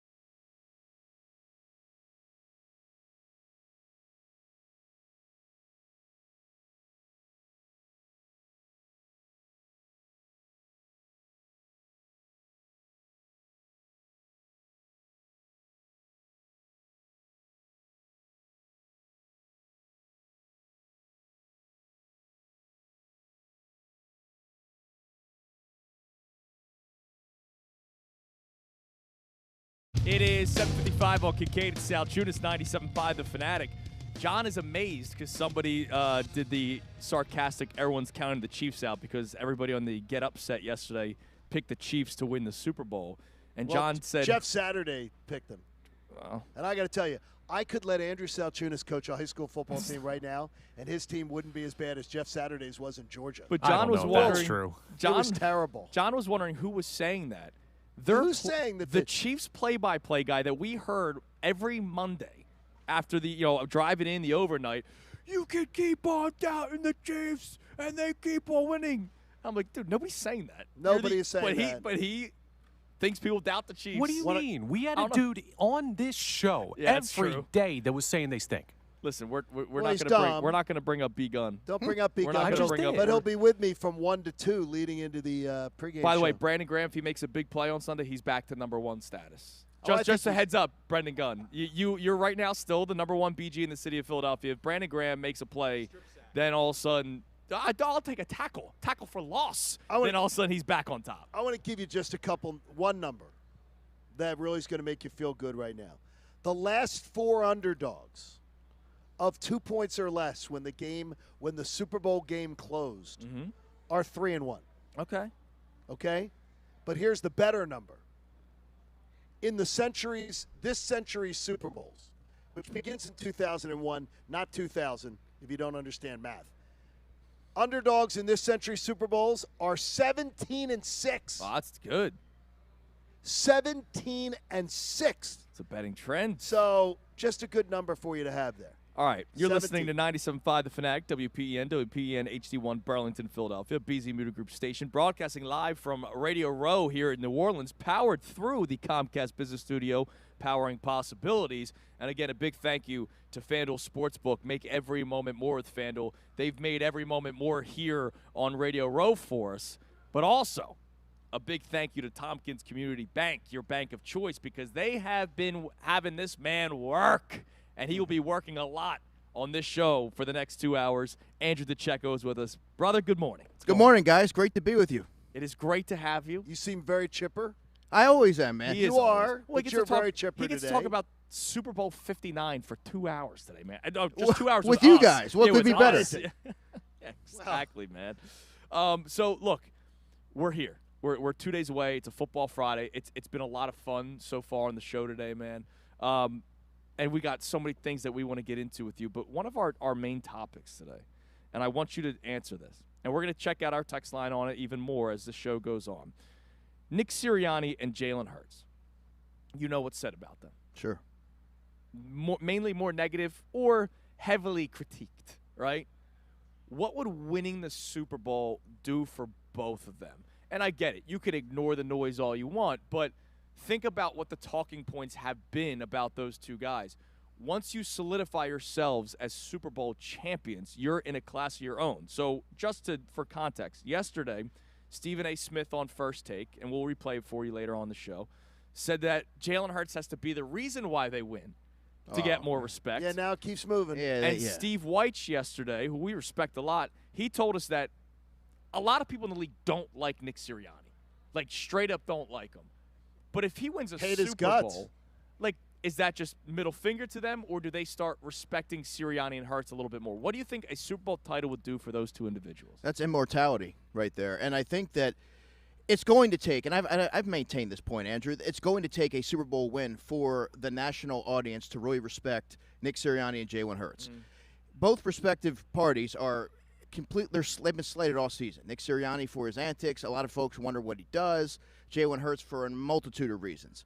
It's going to take a Super Bowl victory, right or wrong. But I think when you look at how successful they've been as a duo, as a tandem, that's what matters. And I do believe they are going to win this game, and that's going to silence a lot of the critics. Wow, 8 a.m. He's already telling us. I like that. He's already telling us W at 8 o'clock. Because when I hear somebody like Nick Wright call Nick Sirianni a doofus, that bothers me. Well, because you can go talk to him. He'll be here soon. Cool. Well, good.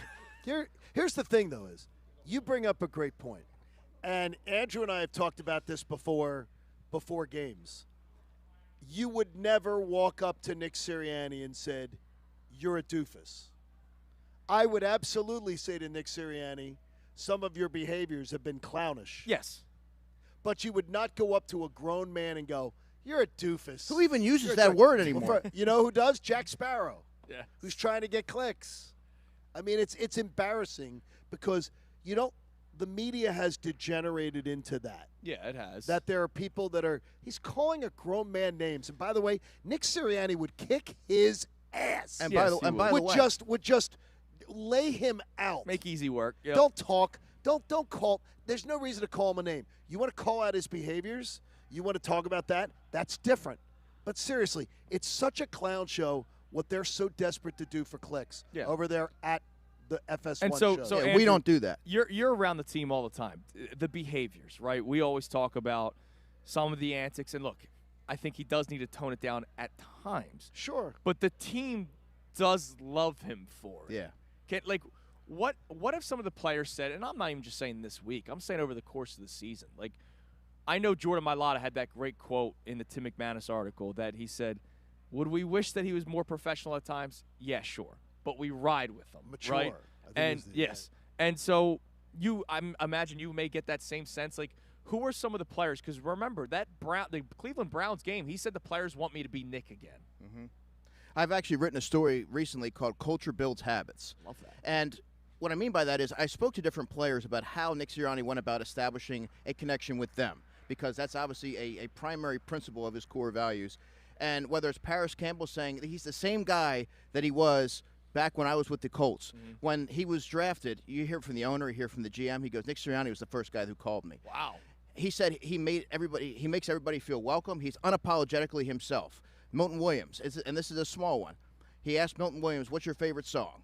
He said, I think it was called Change Me by Big X the Plug. Okay. And he said Sirianni gave it a listen. I was just listening to that. And he liked the song, and now they play it at practice. But it's finding different ways to relate to your players and being receptive to feedback and being willing to change and adapt and just be more composed in the moment that I don't think he gets enough credit for. So when I hear somebody that is so quick to throw out a name and kind of call him that, it's not coming from a place of knowledge. And it really bothers me when I hear that, because he has grown and evolved as a head coach, and he's a big reason why they're playing on Sunday.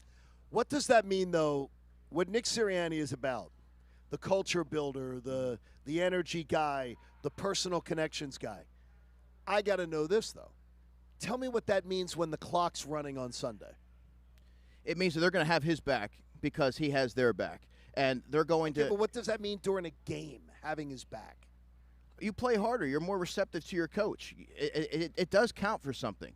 You're playing for something greater. You're going out there with the mindset of, we want to win it for each other. We want to win it for our head coach, because just listen to C.J. Gardner-Johnson. You don't think that matters? Listen to him at the podium about how much Nick Sirianni means to him and means to this football team. It definitely counts for something. And I get what John's saying. Like, you're going to play in the game. You're going to play hard. Doesn't matter. You're going up against Andy Reid. I need Nick Sirianni to do something to make a difference in the game. Right, but here's the thing. When you're going up against one of the all-time greats. Because of the respect they have with them, if think back to Doug.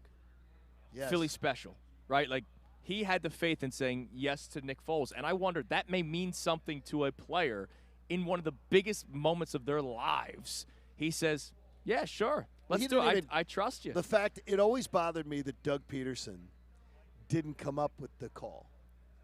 That Nick Foles came up with the call. That doesn't bother me. That doesn't bother me at all. See, now it always did, because I always looked at Nick Foles and said, I give Nick Foles the credit. Well, yeah, but Doug, I don't give Doug. Doug could have been like, I don't know, man. That's big spot here. Fourth down. We're going.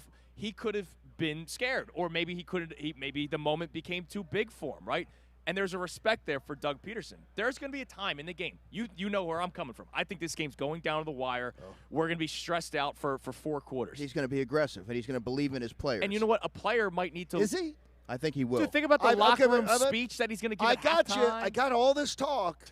Last Super Bowl, I didn't see that. He did say he learned from it. Biggest stage, I saw his sphincter tighten up multiple times. But I can't sit here yesterday. I think it helped to cost them a game. But I can't sit here yesterday and say that now in year 4 he's turned the corner and think that he didn't and say he didn't change. Sure. He has changed. He has proven to be more moldable. I would say more adaptable. He's going to lean on his offensive line as he has all season. He has Saquon Barkley. And I think when you kind of lead in with that kind of conviction, it radiates throughout the sideline. And that stuff, in a game like this, it matters. Absolutely. All right, Connor, what are the people saying as we continue to check the text line? Andrew's with us for the rest of the show, So we're going to break down this game. If you want to have any questions for test to Andrew, take. we have a test to take as well. If you have any questions for Andrew about the game you itself, studied the send them in at 610-632-0975. But also, what do you believe a Super Bowl ring would do for Jalen Hurts and Nick Sirianni when it comes to the narrative for them? What do we have on the text line this morning? All right, we just got a fun one here, but I think this is a good text to read. Keith from Whitehall says, I drive to work and look at the Allentown PPL&L building lit up in green. You know we are going to be partying hard here in Whitehall, the home of Saquon. Yes. We have something that the Chiefs can't copy with number 26. Go Birds. I love that. No, they literally don't have a player like that. They have Patrick Mahomes, They do, who's a major exactly. X factor at quarterback. Well, but he is a Saquon-type player at quarterback. Yes, he is. yes, absolutely. You know, All right. you know who probably won't be celebrating? That Chiefs gentleman who was wearing the overalls in a Dude, establishment John, last night. There was a guy last night in just overalls, nothing underneath. Really? Chiefs, and he was the most obnoxious. The way people talk about I couldn't Philadelphia stand him. fans, this dude was one of the most obnoxious individuals ever. So he you just just- kept on screaming, Chiefs. He was just begging for attention. Look at me. Yeah. Look at me. Look at me. He's not like our man Jamie Pags. Go the rob a sports bank. guy. No, exactly. All right, coming up next, something that we do want to talk about, not to be alarmists here, but Andrew DeCecco, he knows his team inside and out, should be worried about some of the health. There's a little bit of a bug going around some of the players. Is there? Reportedly. Is there? We'll get into that coming up next. It's Kincade and Salciunas, 97.5 The Fanatic. The Bird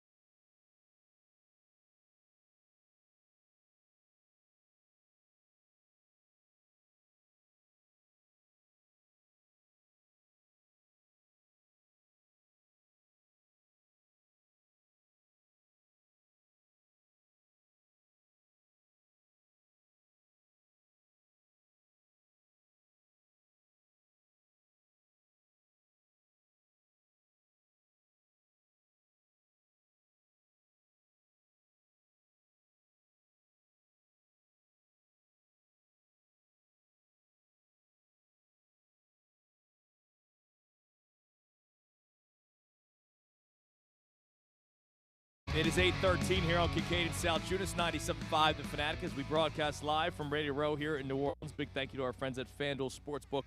Make every moment more. All right, so, Andrew, can you speak on whatever could be potentially going around the Eagles team right now health-wise? I know Jalen Carter has not been doing a lot of media stuff because of an illness, but there's also other players that are now popping up as well. Yeah, I mean, it's really just Jalen Carter that was cited with the illness, but he was a full participant. Vic Fangio was a little bit under the weather as well. He did a very brief media availability both days, Wednesday and Thursday. And what I will say is last week, Nolan Smith was sick. He wore a mask in the locker room.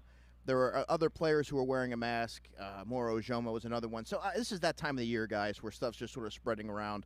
The Eagles don't seem to be – I think a lot more is made of it than it really is right now. I don't think it's going to be something that will be a talking point come tomorrow, because I think once that injury report comes out today, that's going to ease a lot of concerns.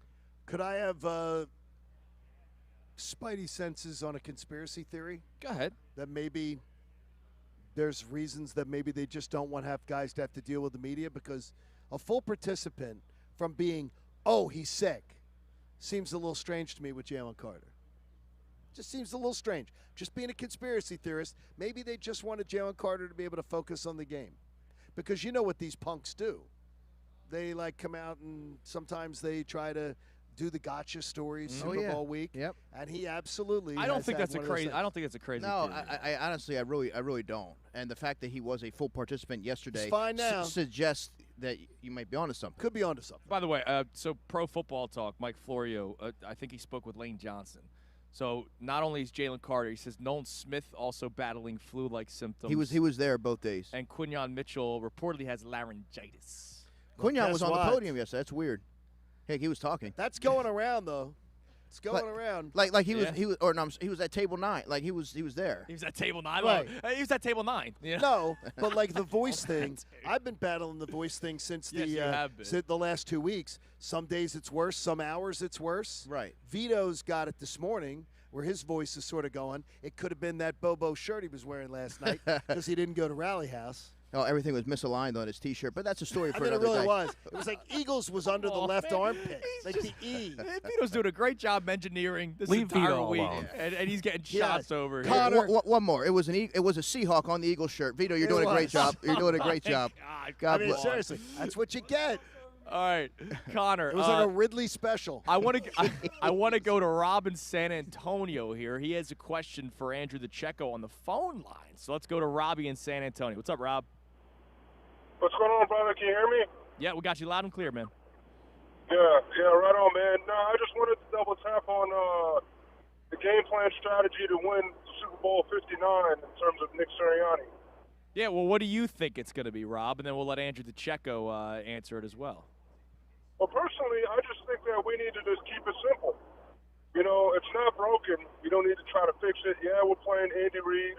You know, he's an offensive guru, and you got Steve Spagnuolo, obviously, out there on defense coaching. Basically, what we need to do is continue to run the ball heavy like how we've been doing, and don't overcommit on defense. Make sure we tackle. That's the main thing, because there's going to have to be points where we have to tackle and rack up. I love that, Robbie. All right, thanks for the call, man. We appreciate it. Andrew, so you talk about it game plan-wise. Do you like what Rob said? Do you feel different? What do you got? I agree. I think keep it simplistic until a team stops the running game. You lean on that, and you try to shorten the game, and you try to keep Patrick Mahomes and Andy Reid and that offense off the field. Saquon Barkley, I think, is going to be in for a heavy workload in this game, rightfully so. But I think this offensive line is going to be the star of the show. They're going to lean on Chris Jones and that defensive line, George Karlaftis, and I believe that they're going to shorten the game. And I think that you're going to see a very effective Saquon Barkley. Yeah, but you got to watch out for Steve Steele Spagnolias.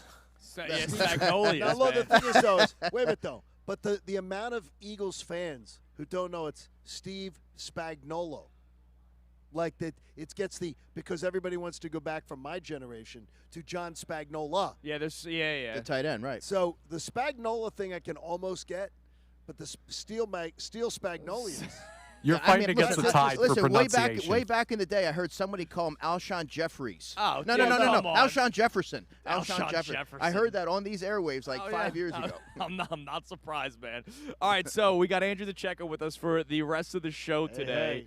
We got a bunch of questions for him that we're going to get into. So coming up next, we've obviously been talking a lot about Saquon Barkley all season long. It's been the Saquon show. Will it be that on Sunday? You just heard Andrew talk about that a little bit. Will we see Jalen Hurts recreate what he did 2 years ago? Also, Kurt Warner was with us yesterday, and he talked about how every Super Bowl, someone seems to have that big moment, right? That moment that will be played in the highlight reel forever. Who will it be for the Eagles on offense? We'll have the same conversation about the defense coming up in a little bit, but we'll focus on the offense in the next segment. If you have any questions, you want to respond to our topics today, 610-632-0975. It is Kincade and Salciunas here on Radio Row in New Orleans on 97.5 The Fanatic. Fanatic Sports Update. A big award for Saquon. I'm Connor Thomas, and we're right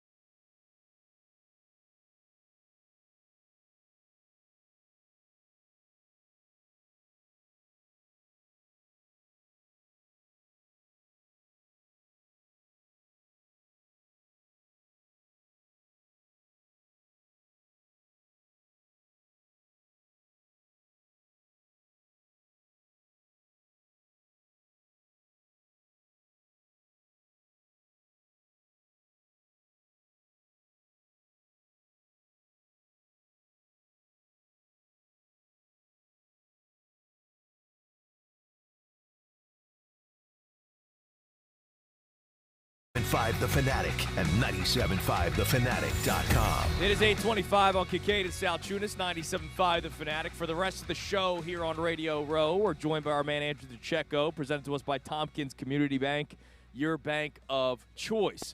All right, so we're going to talk about the offense in this segment. Next segment, we're talking about the defense. If you are watching the show on YouTube, John is wearing the Eagles shirt that Mike Vito is. Well, I'm not wearing it because it smells like a distillery and a workout. Well, yeah, that's true. But Vito wore If to they a had nice a child. a nice fine dining restaurant last night, and that's what Vito strolled up in. This is what Vito wore to a fine restaurant, a 4.5-star restaurant here in, and I would tell you this. I think it still has the receipt on it that says Exxon. Is that a meatball stain? I think it could very well Come on, be. man. I mean, this thing could hang itself up. That's why I'm not wearing it. But this is why you go to Rally House. Yes, so for our it's your friends city, at it's Rally your House, house. it's your city, it's your house. And I know that Lower Delco has rally houses. Even that Lower Delco's got rally houses. So I would suggest that you go hit one. Vito, I'm buying you something. So when the Eagles win on Sunday. No, I am buying Vito something. What's his size? Extra? Is it XL? I'm not touching. Extra I'm not large. touching that shirt, man. I wouldn't either. That was just for our YouTubers. So when the Eagles win the Super Bowl, Vito will get a gift from me from Rally House because it's your city, it's your house. Now, good thing we have Andrew DeCecco here. We can ask how they win the Super Bowl. Hey. Let's talk about the offense this segment, Andrew. All right. So we know that it's been all Barkley all season long. Historic season. Very historic season. Do we continue to see the Saquon show on Sunday? I believe so. And the reason why I believe that is because if it's not broke, you don't change anything. And that has been their successful recipe for success, relying on that offensive line to really lean on the defensive line. Eventually, in the third and fourth quarter, you can see teams physically look worn out. And Saquon what he does is it's kind of interesting because he'll do certain things during a game where he sets up moves for later, and that's where you see the dam break, and that's what the Eagles have done all season long, Andrew, and that's what I'm expecting them to do on Sunday unless the Chiefs prove that they can stop it, and no team really has. All right, now so remember, sometimes when you're going up against a masterclass coach like Andy Reid, you try to do what they don't expect, what they haven't prepared for. I always am annoyed by that because I think it's dance with what brung you. Right. Now, if I see them come out pass happy, I got to tell you, I'm going to go nuts. I'm going to go nuts because I don't understand why you wouldn't do what's great for you. Maybe you throw in the Andy Reid shovel pass. That's nice. And when you get into the red zone, I think within 3 yards out, that's something that makes a ton of sense. And that's what Andy Reid does. And I believe that he will do that in this game. Okay. Yeah. Little wrinkles like that. That's absolutely going to happen. So I teased a question going to the break. And I already got an answer from our one of our great listeners, Real Mama Eagle. She's chimed in on social media. Kurt Warner yesterday when he was talking about just how cool playing. Obviously, he played in 3 Super Bowls. Every Super Bowl, there's the moment. And we know that the moment, Brandon Graham, right, the strip sack. Who is the player in your mind, Andrew DeCecco, and John, I want your answer, and Connor. And, of course, I'll give you what Real Mama Eagle said. Who is the player on offense? We'll talk about the defense next segment. That has the big moment. I told you I saw the visual of A.J. Brown running free, but I believe the big moment will be Devontae Smith. That's what Real Mama Eagle said. That's because she's smart. That's why I follow her. It's good work. Devontae Smith. Dallas Goedert. Love that. I think Dallas got. I think the Eagles are going to look to attack the intermediary levels of the Kansas City Chiefs. They have linebackers Nick Bolton. They have Drew Tranquill, but both players can be vulnerable in the passing game around the mid-range throws, and that's where I think Dallas Goedert. He had such a. We forget about this, but he had probably his best game in Super Bowl 57. Sideline catches, dragging his feet in. Unreal. Yes. And he was just such a safety valve for Jalen Hurts in that game. And when you're in the flow of the game and you need to get going, you need to establish something and get into a rhythm, having a player like that and like Dallas Goedert, I think is going to be extremely instrumental in this game. Now, I swear, I'm not saying this just to give another answer. Jalen Hurts. I think Jalen Hurts, he's going to run on Sunday. What did you say? If the number started at 4, bet the over for his rushing yards? As long as it's anything, I think his number is going to have a 4 with rushing yards, 40 and above. So as long as you get if you get 41, go for it. Super Bowl, he's going all out. And I know Absolutely. there's probably going to be a time in the game where we're going to say, dude, slide. But he's going to always try to get that extra yard because it's the Super Bowl. You know how he is, game day mentally. But I think Jalen Hurts has that moment where maybe it's a 20-yard scamper where he scores a touchdown, or maybe it's like a 3rd and 12, right? And you need a first down desperately, and nobody's there. And he either gets the first down or he makes it 4th and 1, right? And then they do the tush push. I think it's Jalen Hurts who has the moment. Connor, what about you? You guys are all insane. Okay. Who won Offensive Player of the Year last night? Saquon I mean, it's got to be Saquon. Barkley. I know Well, that's it's not about like the moment. It's about having the moment. he's though. gonna It's have the moment. He's had the So it's moment. gonna- all yeah, I year. mean, What's this? You're telling me he's going to bust one for like 35, 40 yards? More 60. than that, yeah. He's Really? 70. He's going to take a house call. He's going to get to the second level. We've seen him do it all year long. He's going to do it again in the Super Bowl. I have no reason to is doubt the- this man.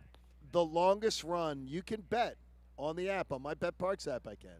Longest run by Saquon Barkley. I'll go 40+. Wow. Yeah, I would also go 40+. Wow. I don't think he goes for 30. 80. 30. 30? I'd go 30.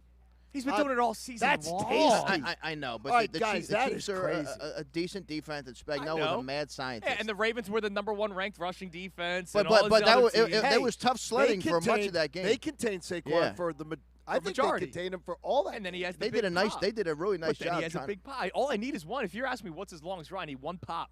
You need just one to pop. Yeah. I So think 40+. 30 plus. Okay. Yeah, see, Michael Vito says 40. Jen likes Yeah, they're 40. going for- See, this side of the table. So listen, wait, listen, so wait a you know what? minute. You were a always like- football guy, and now I'm taking away that Yeah, title. exactly. He took it away from you. Yeah, I took it now away you're from lining you. up Yeah. with Jen and Mike. All right, let's go to the phones. The people are ready to talk about this game. Let's go. Let's go to, is that Obai in the Poconos? O-B-A-I. Obai in the Poconos. You're on 97.5, The Fanatic. Hey, good morning, guys. Can you hear me? Yes, we Yes, got good you morning. loud and clear. I'm a big-time fan. It's first-time call, so I appreciate you thanks, guys, brother. man. It's an honor to listen to you every day. I was actually telling your guy, another local native with Jahan Dotson from Nazareth, who I've been watching for years.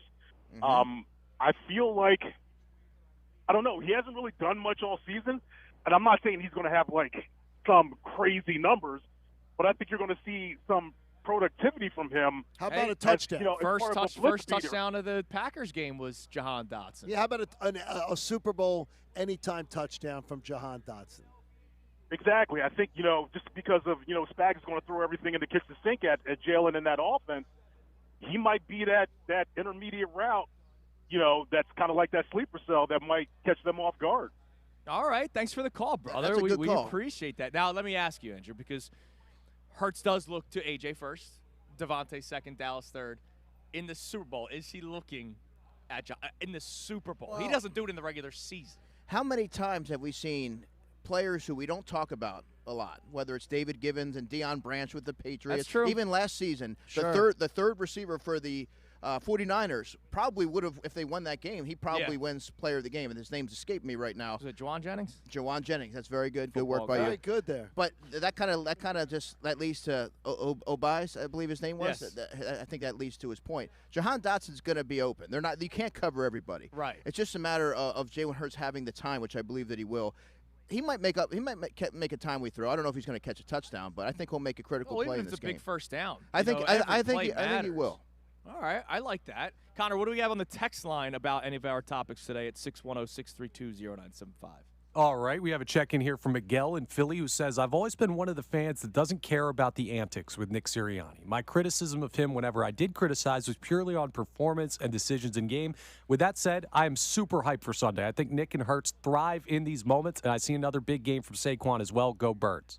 And if you're just tuning in, one of our topics today is what does a Super Bowl do for Nick Sirianni and Jalen Hurts? And look, the antics can be annoying, right? We're annoyed by it at times. I just don't. It's not your preference. My coach is my CEO. Right. And I would never appreciate my CEO doing those type of But if your CEO is a billionaire, you're going to listen to him, right? But when's the last time Nick Sirianni had those antics? He hasn't. It was Cleveland. so far back. Cleveland. Yeah. And everything's went very well since then. He's grown and he's evolved, been- as we've observed, and as Jalen Hurts. You don't think he's himself still has got said. it in him? I do. He does still have it in him. It's part of his No, DNA. you but, don't but think he still has it in him contains to show on a game day? I do. I don't. He's aware of Okay. it. He's self-aware I think of it. he's self-aware. I remember the last Super Bowl, the pointing to. I don't think that's happening. Jalen Hurts having to get his coach to calm down I don't during think a that's Super Bowl. happening on Sunday. Nick Sirianni was not prepared for that stage 2 years ago. Hopefully he is this time around. I think he will be. All right, so you just heard what we talked about when it came to the Eagles' offense. How about the same thing now for the defense? Who's going to shine on Sunday? Who's going to have that moment? Andrew DeCecco will answer that for us. Coming up next, it is Kincade and Salciunas as we broadcast live from Radio Row. Big thank you to our friends at FanDuel Sportsbook. Make every moment more. We'll be right back here on 97.5 The Fanatic.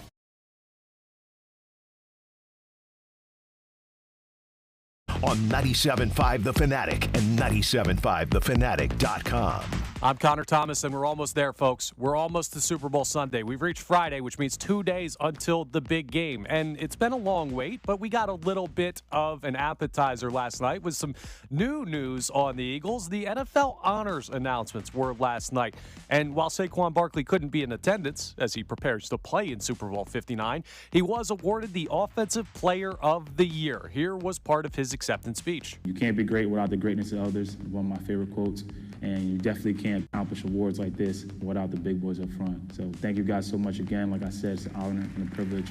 It's an individual award, but it definitely feels like more of a team one with the way the Eagles' rushing attack has worked through that offensive line. Some other awards to be aware of. The MVP goes to Josh Allen, the Defensive Player of the Year. Not Zach Bond, it is Patrick Surtain. Vic Fangio does not win Assistant of the Year, which is kind of crazy, but hey, it was a good effort from a lot of the nominated birds, and Saquon takes home the big award. Also, Eagles legend Eric Allen gets the Hall of Fame nod. A long time coming for him, much deserved. So, an Eagles legend goes into Canton. But the birds are still focused on the Kansas City Chiefs. The only starters on the injury report yesterday were Devontae Smith and Brandon Graham, who were limited. We'll see what the injury report looks like today as we get our final look ahead of the Super Bowl on Sunday. I'm Connor Thomas, and remember, we've got our Corona Big Game pregame watch party from Patty Wax coming up Sunday. Check out 97.5thefanatic.com for all the information. I'm Connor Thomas for 97.5 The Fanatic. Hey, folks, it's Mike Missanelli with the Mike Missanelli Show every day from 10 to 2. Eagles in the Super Bowl. I'm telling you, I've been doing this for a long time, and I can tell you this is the best Eagles team I've ever seen. So let's root them on to the Super Bowl. We'll be following it all the way. You're listening to 97.5 The Fanatic and 97.5thefanatic.com. What's up, guys?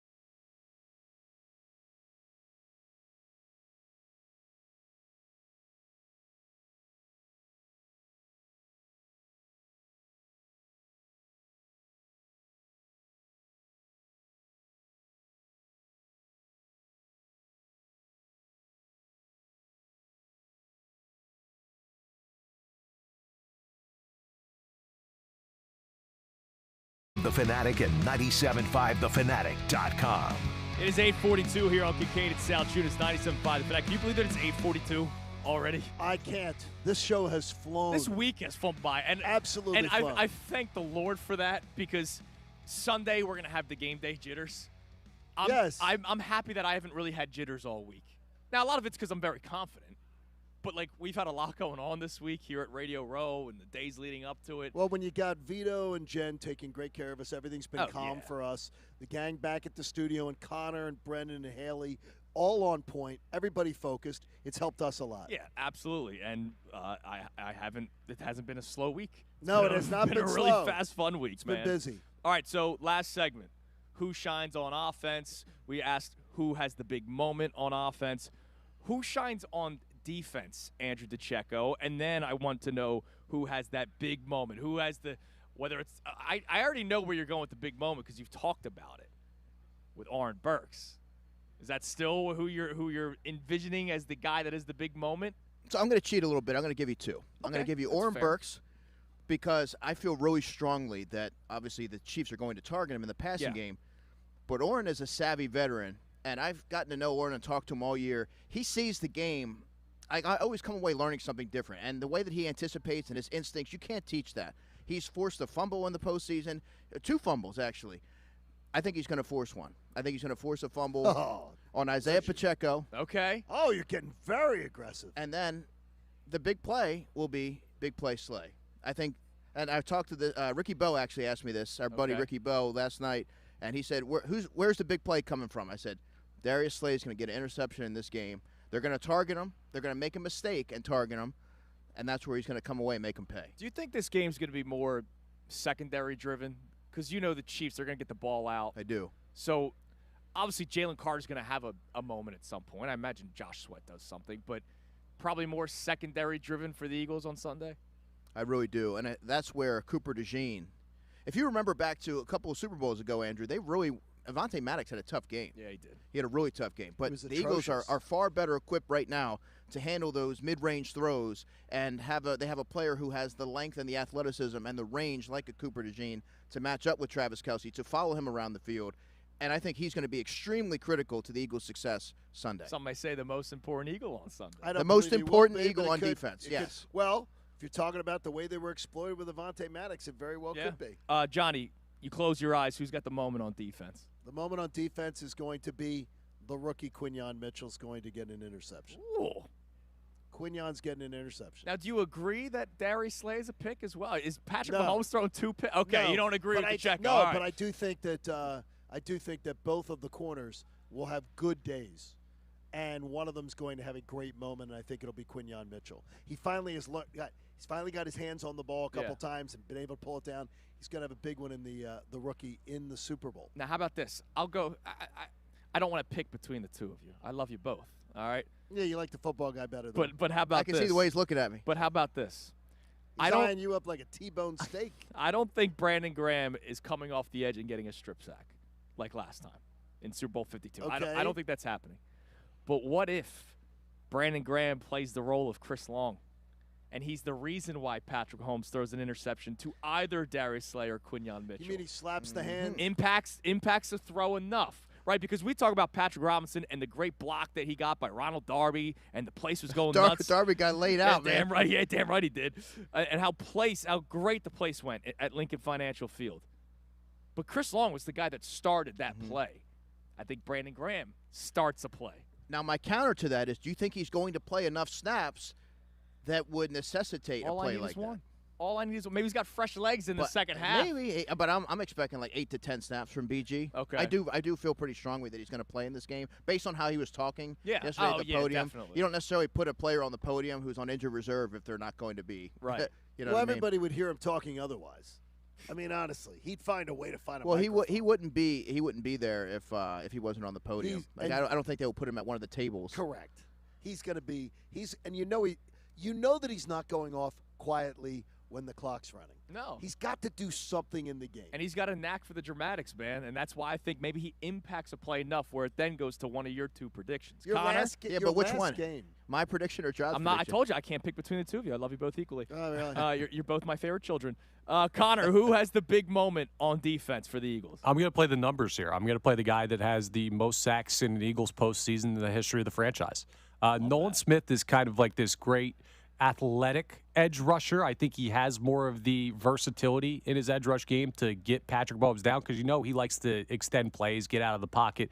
I don't know if Josh Sweat tracks him down the way Nolan Smith can, and I think number 3 makes a big play, big sack, and a big spot on Sunday. Good call, Connor. Okay, I love that. I love this. I love the confidence that we got going on today. I'm glad, and I know that Monday, I don't think it's happening. It would be crushing. It'd be crushing to see this team lose this game because they can't. They can't. They lose this game. It's a huge disappointment. It is a huge letdown, and honestly, it's a huge failure in my mind. I can't overstate. I think it's F word. Yes. Are they the Can't go better F team? word. Are they the better team? They're the better team, but okay. Well, wait a minute. F Wait a word. minute. Wait a minute. Failure. Yes. When you're the better team on the biggest stage, win the damn game. By the they're way, not even favorites in the game. Don't tell me the favorites thing. They were favorites 2 years ago, and they lost the game. So I don't care about the favorites thing. I've just told you, 17-6 this century. The underdog has won the Super Bowl. So obviously, Yeah, but you always say that doesn't mean anything for this team. no, what I'm saying is the betting. No, what it does, it tells you is it doesn't matter who's the favorite in the game. I can't believe you're going F word. The better team should win the game, right? CC's going to shut us Don't down. soft man. pedal this. Yeah, they should win the Soft-pedaling. game. They should win the game, but I'm not. I can't go failure. This is a failure. Yeah, I if you don't know how you could view it as a failure. No, the season's not a failure. Right. Sunday's a failure. Well, yeah. You lose Anytime you don't win the Super Bowl, it's going to be a failure. Hey, you lose this one when you have the better team in almost every single aspect, that's a failure. You win. Except for two pretty important Oh, man. All right, coming up next, Got some softies. John Kincade has a test. I don't do well with tests, John. It's yes, so no. why, Even you could pass dude, this. True, false. I failed those too. We'll do the Eagles test. It's not a for Bill Colarulo Super Bowl silverware test. Super Bowl 59 coming your way next. It is Kincade and Salciunas live from Radio Row here on 97.5 The Fanatic. Fanatic Sports Update. Almost to the big game. I'm Connor Thomas, and we're right around the corner from Super Bowl 59. Just 2 days to go till the Super Bowl for the Birds taking on the Kansas City Chiefs. And we got a little bit of a break in the anticipation last night as we got to find out who won some of the NFL's biggest awards. The honors announcements were last night, and Saquon Barkley took home Offensive Player of the Year. Here's part of his acceptance speech. You can't be great without the greatness of others. It's one of my favorite quotes. And you definitely can't accomplish awards like this without the big boys up front. So thank you guys so much again. Like I said, it's an honor and a privilege. No, it's not the ultimate award, though, and I'm not talking about the MVP that Josh Allen took home. The Eagles are still looking to track down that Lombardi. That's where their focus lies with a matchup with the Chiefs waiting. Only starters on the injury report yesterday were Devontae Smith and Brandon Graham, both limited, so we'll keep an eye on them as we draw closer to Sunday. By the way, Eric Allen gets the long-awaited Hall of Fame nod. Eagles legend finally goes in. Flyers fell to the Capitals 4-3. They're off till tomorrow. Sixers play the Pistons tonight at 7:30. That game live here on the Fanatic. Sixers traded Reggie Jackson and a first to the Wizards for Jared Butler and 4 second-round picks. This update's brought to you by Rapid Radios. Their instant push-to-talk walkie-talkies offering national LTE coverage for a limited time. Go to rapidradios.com now for 60% off and free UPS shipping. Add code radio and get an extra 5% off. I'm Connor Thomas for the home of the 76ers and Flyers, 97.5 The Fanatic and 97.5thefanatic.com. Not only can you listen to The Fanatic, but you can also watch on 97.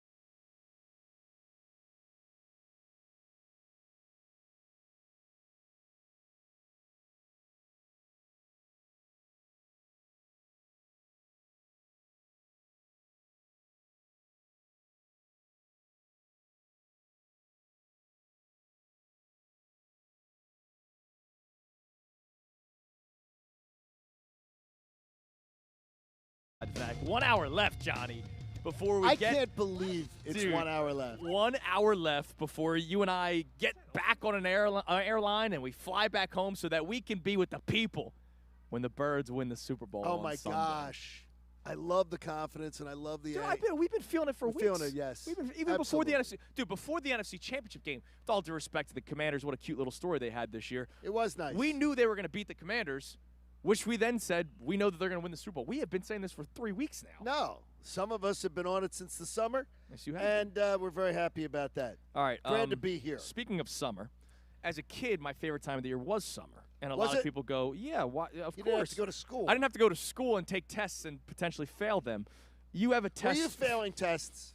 I mean, come on now. Well, as bright as don't- you are. Yeah. All right. Well, Don't look at do you my want to do the? records. Do you want to do the top of the hour thing so that way we don't have to do it during Oh, the middle you mean of the that, test? that little legal ID thing? You're listening to 97.5 The Fanatic, WPEN, and WPEN HD1 Burlington, Philadelphia, Beasley Media Group station, broadcasting live from the Convention Center here in New Orleans on Radio Row. But, of course, powered through the Comcast Business Studio, powering possibilities. All right, Professor Kincade. All right, let me everyone take to this. So I need Mike and Jen to take the test too. Okay. They have to do this. I want everybody listening. Connor and Gunner and Haley to take the test, and everybody in their car, everybody listening at home.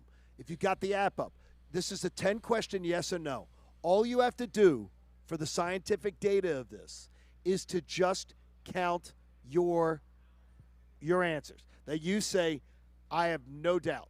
Yes and no.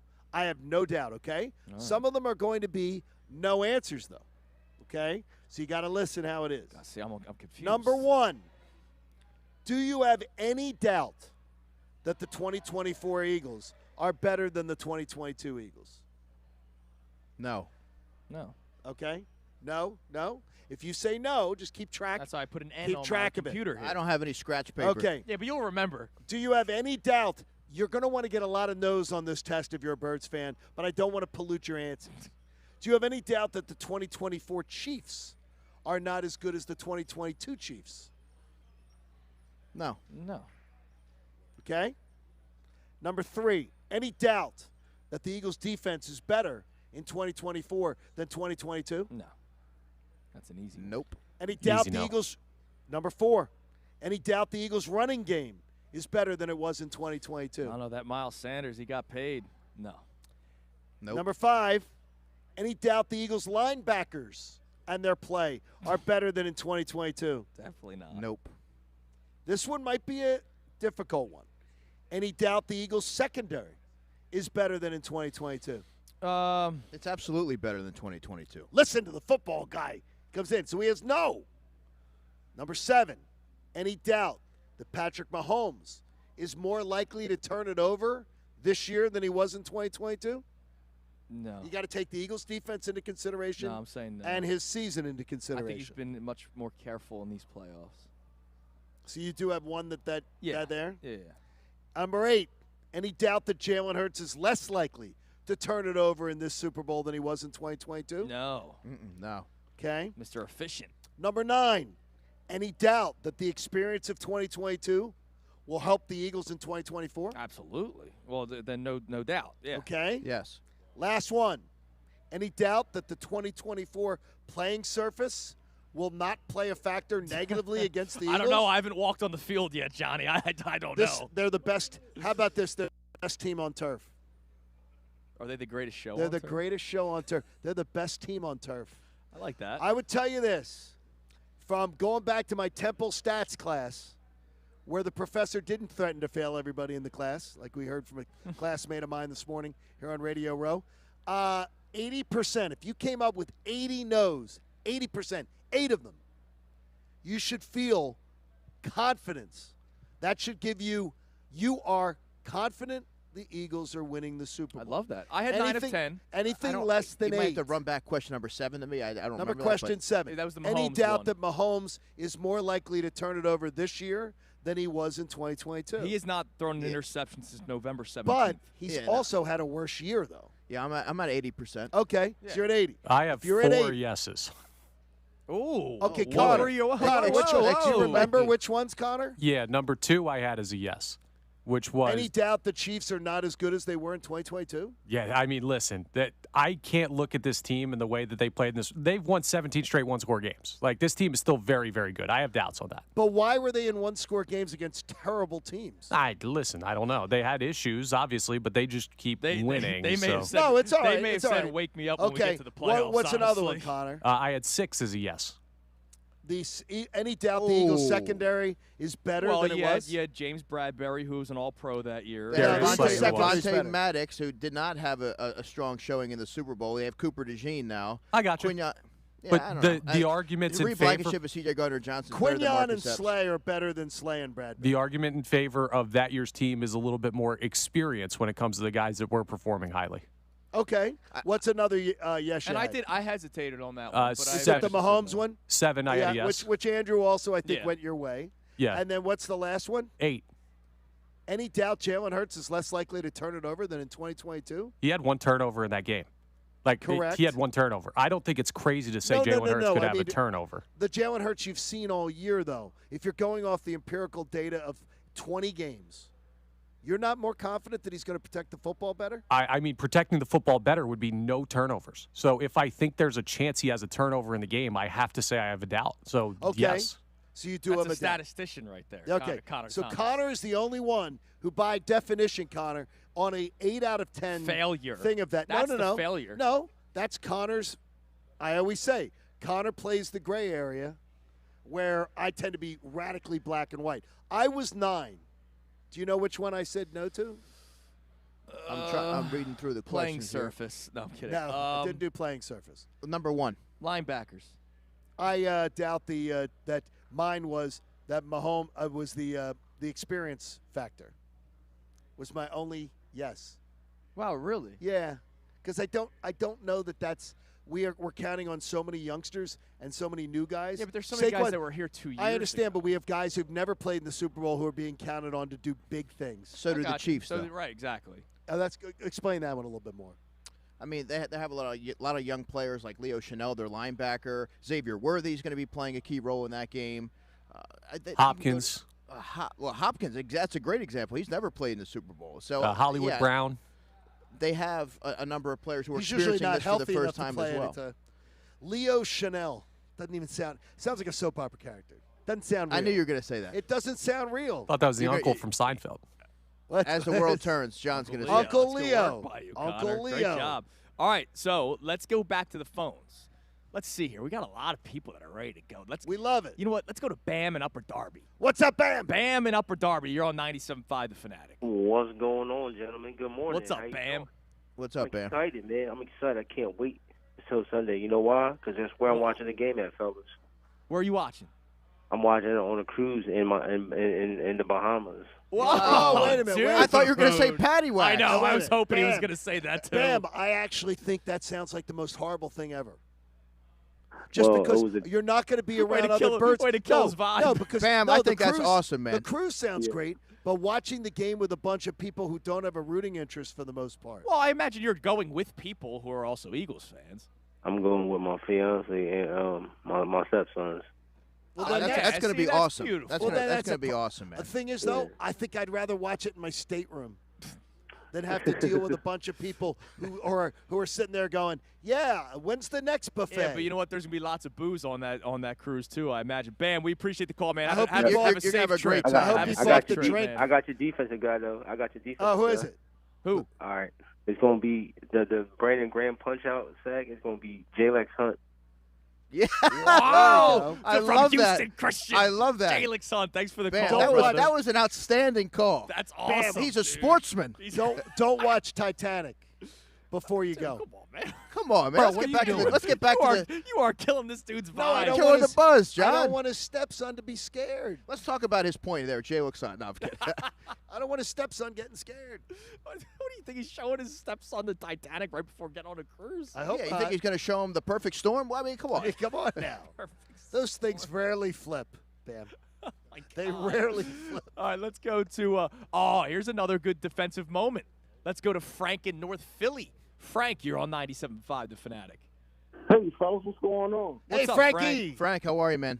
Yeah, hey, John, you got to relax a little bit because this one's in the bag. We going into this one with the number one defense and the number one pass defense in the NFL. John is Dude. wait. John's not worried at all. John has I'm the Eagles not winning worried by at all. 10 points. I have the Eagles. I've slid on the Bet Parks app over to 9.5. Yeah, John's I'm not worried at laying all. 9.5. John's been doing bench press for the last 3 weeks. But my prediction is Cooper DeJean leaves his man, jumps in front of Travis Kelce for his first interception, and it's for a pick six. Go back! Wow, pick six. Thanks for the call, Frank. Connor, I am hit loving the music, these bold. Connor. I am loving these bold takes. I need the Cooper DeJean song. Yeah. Is not a safety. So you're saying the exciting whites are going to have that moment on that stage. That's amazing. I'm loving these bold predictions. But you know what we're doing, though? We're overlooking the guy who tends to always come up with the interception. Reed. You hate him. No, Reed I don't hate him. I Blankenship. think he's not good in coverage. And let's man not to man you don't coverage like safety. Reed The last time Reed Blankenship was in the Super Bowl in 22, he only played one snap, and that was the Bradbury play at the end of the game. Now he's starting. wow. It was Marcus Epps started that There you game. go. last Yeah. year. No, I just don't think he's Marcus great. Epps should Man never have coverage. taken his check from that game. I do think one of the best things for Reed Blankenship, and you talked about it, is Chauncey Gardner-Johnson. Absolutely. Last year, he was the number one safety, and it didn't work out. Now he gets to do his thing because Chauncey Gardner-Johnson's taking the role back. And he's got a little bit more confidence. He's playing out there with some swagger of his own. You and can see it. he's got a fellow white man in the secondary. It's the exciting He whites. straight up said, remember that quote that we read last week? It was from Ashland Sullivan. He was like, yeah, I saw that there was a white dude in the draft that could play corner. He feels more comfortable, I guess. I don't know. All right, coming up next, we have more questions for Andrew DeCecco that we'll get to. And also, we'll play the Stephen A. Smith audio from earlier this morning if you just tuned in about what Jalen Hurts needs to do to start getting respect. I think it's ridiculous. We'll react to it. It is Kincade and Salciunas here on 97.5 The Fanatic. What's up, everybody? It's Tyrone Johnson from the best show ever. And let me tell you, I'm so excited about the Birds headed back to the big game. I've been high on this team for months. They have the best offense, the best defense, best roster, great coaches. I've really enjoyed this team. We've been high on them, and I'm so excited for this big game. And I never, ever, ever tell a lie. I keep it real with the people. I'm telling you I love this team because they're just that good. Make sure you tune into the best show ever, 2 to 6, Monday through Friday on 97.5 The Fanatic. And 97.5thefanatic.com. Hey, I'm going to tell you this. It's time to get out of Bagster. You want to burn off some of the exciting energy, Philadelphia?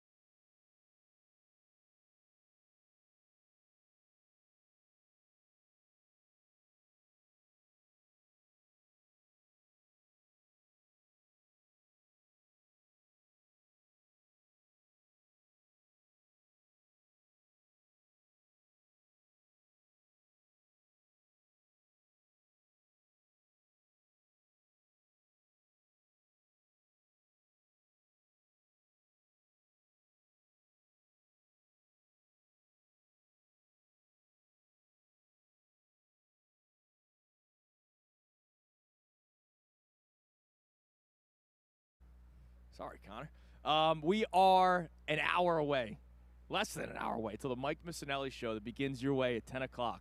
And then we fly back to Philly to be with the people, Johnny. And I can't wait for it. Now, our main topic today, where we started the show, was about whether or not, or what the narrative would be for Jalen Hurts and Nick Sirianni when the Eagles win the Super Bowl. So yesterday, Stephen A. Smith was doing First Take here in New Orleans on Bourbon Street.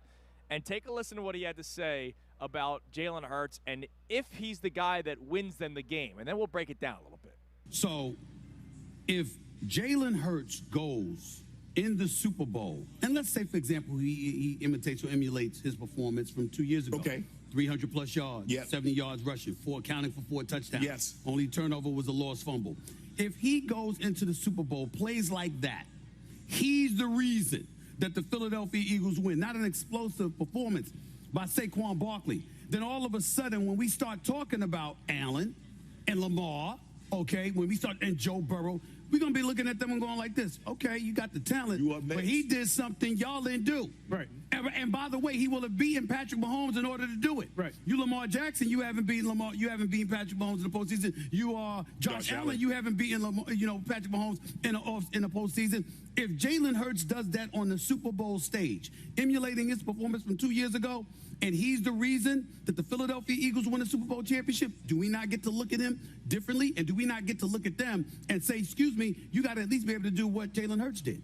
So, Andrew, one of the things that, caught my ear when I listened to this last night, it's great and all that he said, look, if he wins, he should be in the conversation above Lamar and Josh Allen because he's done something that those guys haven't done. But what I didn't like in that clip, he goes, if he's the reason they win. What if Jalen throws for 200 yards and Saquon runs for 125 like they've been doing all season long? Sorry, 165 like they've been doing all season long. Does Jalen Hurts not get the credit? I don't like the, if he's the reason, because it seems like a lot of folks keep moving the goalpost, and I don't think that's fair. It's not fair to Jalen Hurts. He has been efficient, which is the word that Nick Sirianni uses to describe his play, and the Eagles find different ways, depending on the week, in which to win. Against the Steelers, it was Jalen Hurts winning with his arm. If they get the job done, they get the job done. He's a Super Bowl winning quarterback. Bottom line, end of story. Right, That's exactly. what matters. You win, right? Like, why does it have to be, well, it depends on what he's doing. It depends on how he does it. If he wins a Super Bowl, he wins a Super Bowl. Yeah, I mean, listen to what it says. They actually brought up, can he be talked about like Josh Allen? He would have already been to a second Super Bowl, two NFC championships, won a Super Bowl. For God's sakes, he should already be talked about. What more does he have to do? Right, 2 Super Bowls in 3 years. What more does he have unbelievable. to do? Two of the preeminent quarterbacks that were mentioned there, Lamar Jackson and Josh Allen, for different reasons, they never were able to get over the hump. Right. And I don't think that's discussed enough. Now, I know their hump is Patrick Mahomes, which it's a pretty big hump. I got you, but wait a minute. Jalen Hurts, head-to-head with Burrow, stomped him. Head-to-head with Lamar Jackson, stomped him. This year. Head-to-head with Josh Allen last year. Great game back and forth. Beat Josh Allen at his same game. And he outperformed Patrick Mahomes in the Super Bowl. On the biggest stage at Super Bowl 57. Yeah, exactly. I mean, we won an Arrowhead last year. It's like, God. And, oh, by the way, he outplayed Mahomes in the Super Bowl 2 years ago. It's just unfortunate that they lost. Right, but I get it. I understand why Stephen A's saying that. He's leaving himself wiggle room to take the narrative where he wants it to go. He's a I know. He's Colarulo. He's a genius. He is Colaruloing it. Well, no, he's national mediating it. That's these guys' job. I can't fault them for doing their job well, because if Jalen Hurts goes out and throws for 115 yards and Saquon rushes for 225 and the Eagles win this game, Stephen A. is now opening the door to say, okay, well, Saquon did it, but it wasn't totally Hurts this time. That's all he's doing. I don't think that's the thing is, you're saying doing the job. He's purposely, you say misleading. He's purposely setting up a narrative. Manipulating the conversation. Manipulating it to go, yeah, I'm going to be right no matter what happens. Yes, that's the idea. But that's not doing the job. It's You're not. 100% The job right. is to have an opinion. Not to have I'm going to set up an opinion. That's not my real opinion. So I'm going to set up an opinion where I'm going to be right on either side of the fence. He does have a lot to say about the national I was taught a long sports time scene. ago, you never go on the air without an opinion. Yes. A lot of these guys do go on the air without an opinion. They ride the fence. Or look, Brick from General Hospital yesterday. It was great to have Stephen A. on. With Brick, Mike. Brick. Awesome. Now on General Hospital, Stephen A. has his lines written for him. Ah. That's different. on those shows, he's supposed to be coming with his opinion. Truth serum. I would love to get all these guys in one of those places down in Bourbon Street, get them liquored up a little bit, and say, what do you really think? Because playing this fence routine, it sucks. And by the way, it doesn't serve your audience. Yeah. It just leaves you with oh, man, I'm not going to be wrong on Monday morning because remember, I said that. Remember, I didn't say that. All right, I want to go to a call here because this is an interesting question. I think I know where John's going to go with it, but I wonder where Andrew goes with it. Let's go to our man Greg in Bethlehem. Greg, you're on 97.5 The Fanatic. Morning, guys. Talking strategy from the jump. Normally, it's a no-brainer. You win the coin toss, you're going to kick off. But my feeling actually is different. I would prefer to give my offense an opportunity to have a long drive and cap it with a touchdown or a field goal, rather than give the ball to Mahomes to potentially let them get out ahead right off the bat. Thanks for the call, Greg. We appreciate it. Andrew, what do you think about that? If the Eagles were to win the coin toss, I know, John, you're anti-defer. No, I'm not I'm not always anti-defer, but I'm always anti-defer. Do it all the time. Right. Andrew? I think they should defer. Get the defense on the field, see how Mahomes and the offense is playing them, and then if you're able to build some momentum going into the half, you get the ball back. Do you remember what the Chiefs did in Super Bowl 57? I don't remember. They deferred, and the Eagles went down for a touchdown. They went down and scored a touchdown on an 11-play, 75-yard drive that lasted around 4-5 minutes. So the Chiefs deferred, and the Eagles said, shove it. Let's see the that Chiefs again won on the game. Sunday. That's true. I don't know. Well, the double up stuff on deferring has not happened. It's a mythological. It's analytical. Yeah, guess what? You can talk it to doesn't Thomas work. Dimitrov about that. Yes. All right, coming up next, we'll get some more reaction. But, dude, we got to do our picks. We do. So, Andrew, the journalist, you're gonna step aside a No, little he's going to bit. judge them. Yeah, you'll judge them. Oh, Okay, that's I fair. like that. Fine. So me, Connor, and John will give our picks segment with some props going into Super Bowl 59. Coming your way next, it's Kincade, Salciunas, 97.5 The Fanatic. Fanatic Sports Update. Offensive Player of the Year. I'm Connor Thomas, and this update is brought to you by Corona. Join 97.5 The Fanatic this Sunday at Patty Wax on South Street, starting at 2 p.m. for the big game pregame show and watch party with Andrew Salciunas and myself. Enjoy $5 Coronas, $5 Modelo drafts, and exclusive prizes. Don't miss out. Details at 975thefanatic.com. Please drink responsibly. We are right around the corner from Super Bowl 59. Just got 2 days till the big game. And last night, multiple major awards were handed out. In the NFL honors announcement, Saquon Barkley named the Offensive Player of the Year. Much deserved, and his speech echoed kind of the mentality we've seen from Saquon all year. You can't be great without the greatness of others. One of my favorite quotes. And you definitely can't accomplish awards like this without the big boys up front. So thank you guys so much again. Like I said, it's an honor and a privilege. Great player, great teammate, great leader. He's done it all for the Eagles. One more game to put together one of the great seasons in NFL history if the Eagles can win the Lombardi over Kansas City on Sunday in Super Bowl 59. Josh Allen won the MVP. Eagles, Eric Allen gets the Hall of Fame nod. Flyers fell to the Capitals 4-3. They're off till tomorrow. Sixers play the Pistons tonight at 7:30. That game live here on The Fanatic. Sixers traded Reggie Jackson to the Wizards. Jared Butler in 4 seconds is the return for that one. A first-round pick also goes to Washington. This update's brought to you by Audible. If you're stuck in traffic, why not tap into your well-being with Audible audiobooks, podcasts, and originals? Hear expert insight on health, relationship, finance, and more. Sign up for a free trial at audible.com. I'm Connor Thomas for the home of the 76ers and Flyers, 97.5 The Fanatic. It's time for Birds playoff conversation. I'm in the calm zone. I can't be anxious all week. I'm not nervous at all. No, I'm calm right now. I'm in my calm mode right now. The night before should be the anxious day. Yeah, Like to me, it is. I don't because get I anxious hate till right before kickoff. That's when I get anxious. See, that's right where before the calm I get before a the little storm anxious for me. because I it's get like anxious right before the game. I get that anxious like going to bed on Christmas Eve anxious. Brought to you by Victory Bank and Regency Furniture. 97.5 The Fanatic at 97.5thefanatic.com. How's your Eagles gear looking? And does it look a little outdated? I want you to go to Rally House. It's your city. It's your house. It's your Rally House. And it's our big game on Sunday night. So you're going to a party. You're getting the family together. These are lifelong memories. What I need you to do is get into Rally House. They have 23 locations. So I guarantee you, you can get in there before the snowstorm hits tomorrow afternoon, late afternoon. So get into one of your local rally houses and go find yourself some fresh Birds gear. You might choose some of the NFC Championship gear. You may want something that's more traditional, something that's been around, that you've seen. Don't be doing the gas station knockoff Bobo stuff like our boy Mike Vito. You don't have to when there's rally houses everywhere. It's your city, it's your house. Show your pride. Go get yourself, treat yourself something. How often do you see the Birds in the big game? Well, it's been a little more frequent lately.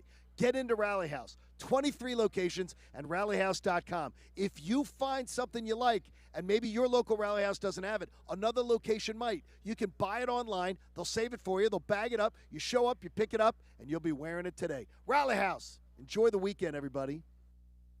Polestar Princeton and Polestar Philadelphia are proud to present the Polestar 3. With leases starting at just $5.99 per month, why not stop in for a test drive to see how fun, safe, and affordable your new Polestar can be? Polestar Princeton is conveniently located across from the Quaker Bridge Mall off of Route 1 in Lawrenceville, New Jersey, and Polestar Philadelphia is located next to the King of Prussia Mall in Pennsylvania. Call or visit them now for more details. 609-450-3200. We're celebrating President's Day all month long here at Volvo Cars Princeton and Volvo Cars Bridgewater. Stop in now to take advantage of our sign and drive lease deals and save over $5,000 off the purchase or lease of any new 2024 model in stock. Visit us online at volvocarsprinceton.com and volvocarsbridgewater.com, or come see us in person and take home your new Volvo today. Volvo Cars Princeton and Volvo Cars Bridgewater are proud partners of the Long Motor Company. Thank you for trusting our family to take care of yours. Texting privacy policy and terms and conditions posted at textplan.us. Texting rules for recurring automated text marketing messages. Message and data rates may apply. Reply stop, opt out. Consult a doctor prior to use. Looking to get doctor-prescribed medication like Ozempic or Wegovy? Zelty can help you get GLP-1 medications affordably, whether you have insurance and even if you don't, and 100% online. It's simple. Just text coverage to 200-300 to get started. Zelty can help you get Ozempic, Wegovy, or Zepbound covered by your insurance company, so you pay as little as $0 for the medication if prescribed. No insurance? No problem. Zelty can ship semaglutide or tirzepatide, the active ingredients in Ozempic and Zepbound, for as little as $151 a month versus $1,000 plus for name brand medications. Either way, it's high-quality medical care, weight loss coaching, and access to game-changing medications, all 100% online with Zelty and affordable with or without insurance. So don't wait. Text coverage to 200-300 to get started today on your weight loss journey with Zelty. Text now for a link to your exclusive offer. Text coverage to 200-300. That's coverage to 200-300. Text coverage to 200-300. I'm Navy veteran Phil Briggs and a proud member of Navy Federal Credit Union. I was just an E3 when I first joined Navy Federal, and now I'm a middle-aged guy, and Navy Federal is still coming in clutch. With flexible savings, investing options, even high-interest certificates that you can add money to anytime during your term. And one day all those savings are going to equal a new boat. See why Navy Federal Credit Union means it when they say our members are the mission. Savings products are insured by NCUA. Investment products are not insured, not obligations of Navy Federal, and may lose value. McClain Bros, serving Philadelphia families like yours for over 26 years. Visit them at McClainBros.com. The home team you trust, the service you deserve, because your home deserves the best. DrivePhilly.com. No matter your credit score, Drive Philly will make you happy as you drive away in your new car or truck. So, make a beeline to DrivePhilly.com. The car you need at the deal you want. Don't miss the Sports Investors Daily Radio Show, where host Chris Hodge breaks down all the top college and pro games from a gambling perspective. This Saturday morning at 8 a.m. on 97.5 The Fanatic. The Birds Insider Show, hosted by Andrew DiCecco. A daily 1-hour show focused on Eagles football with insight and perspective you need to hear. Coming up tonight at 6. 97.5 The Fanatic and 97.5thefanatic.com. This is Kincade and Salciunas, Philadelphia Sports Talk. 97.5 The Fanatic.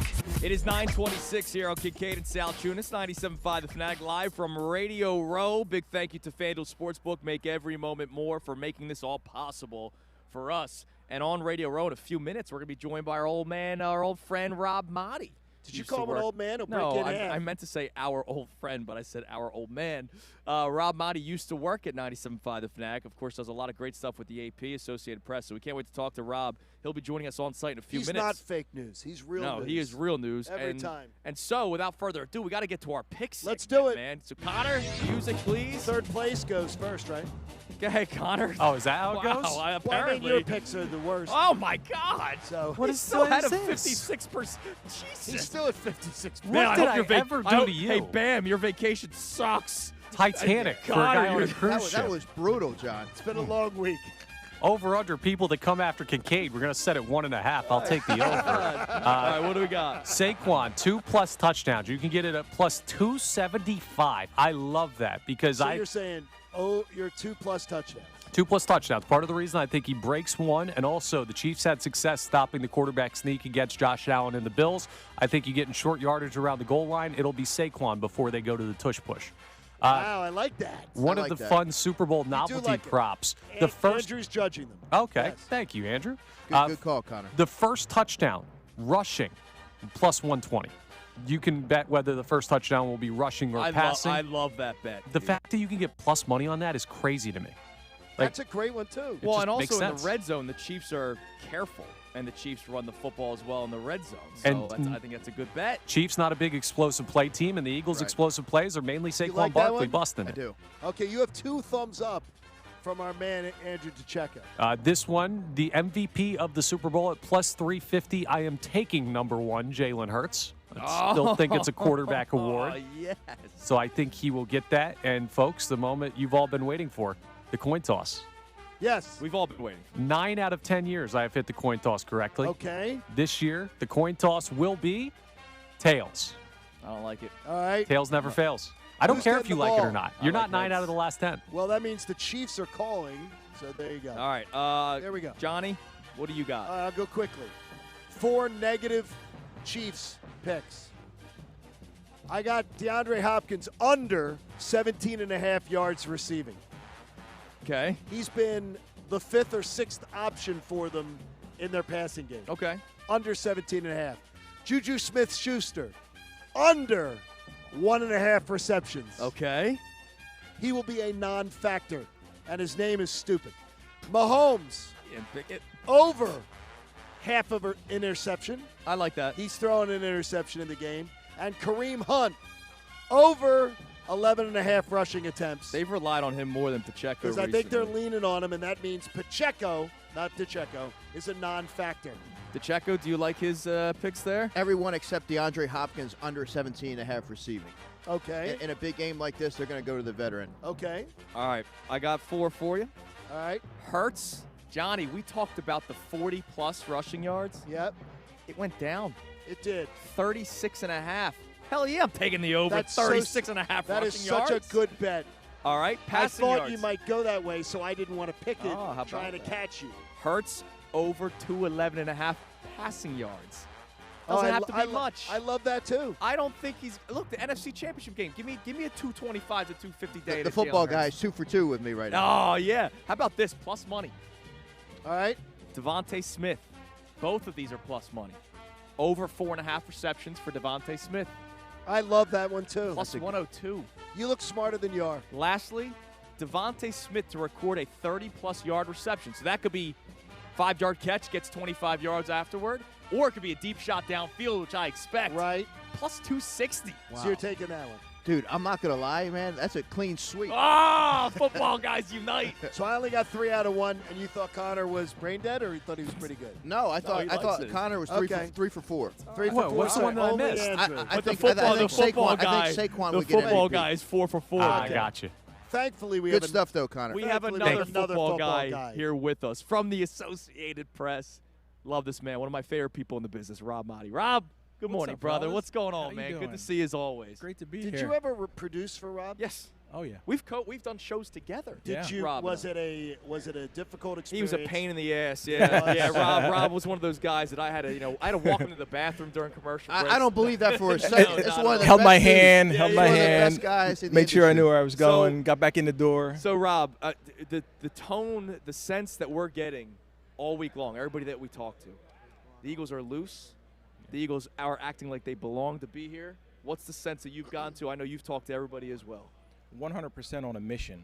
This is a team that is focused, that's determined to finish the job. They've been here. They know what it takes to get here. They're back here. And I love what Saquon's been saying all along. Yeah, not only was it a dream to get here, but it wasn't just a dream to get here. It was a dream to win this game. They know they got to finish the job. They know in Philly, anything less than hoisting a Vince Lombardi trophy is a failure. It's almost considered a failure. Getting here is never good enough in Philly, and the standard has been set. When you win a Super Bowl, and I know it was a different regime, but Doug Peterson says, hey, this is the new standard, right? You got to keep winning.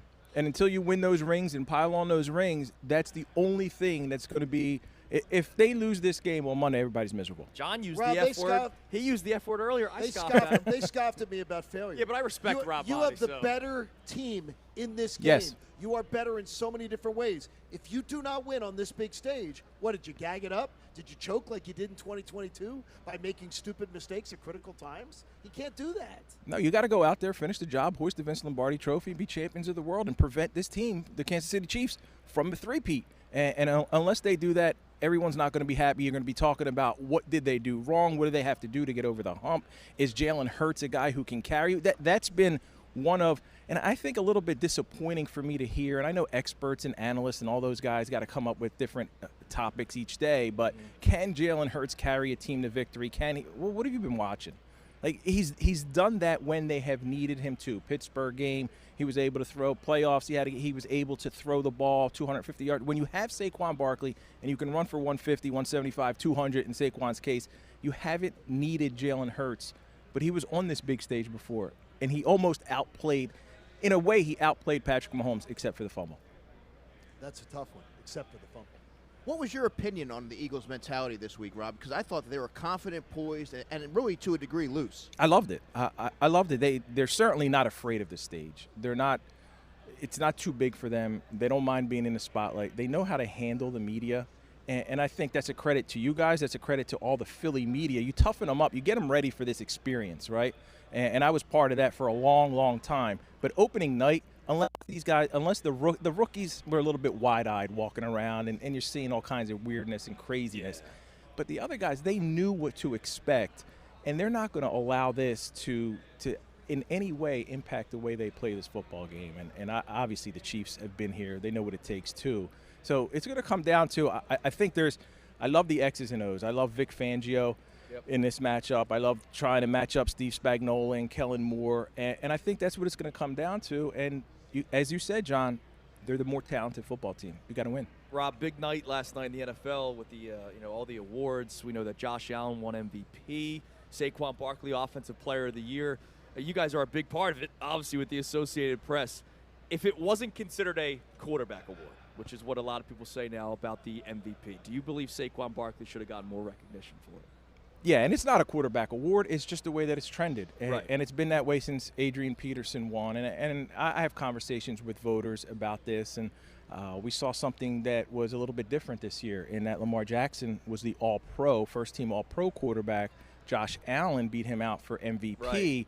And that's only happened one time before in history. In 1987, wow. John Elway was the MVP, and Joe Montana was the All-Pro. So it's been an evolution where I've had conversations with different voters about, hey, All-Pros is statistical recognition. It's about who had the best stats out there. MVP, you can make a case for so many guys because it's the most valuable season, right? You take Saquon Barkley off that field, are the Eagles here? No. Probably not. Yeah. But you can argue. You take Patrick Mahomes off the field, we're the Kansas City Chiefs. So you can argue for so many different guys for MVP. I said Joe Burrow, the Bengals don't win a game if he's not their quarterback. I've seen a lot of mediocre teams. Their defense are so bad. Mediocre teams win 7 games. Yeah. A lot of mediocre quarterbacks have won 7 games. Only the Eagles can win a Super Bowl with a backup quarterback. Right. Exactly. Is Listen, it on Monday?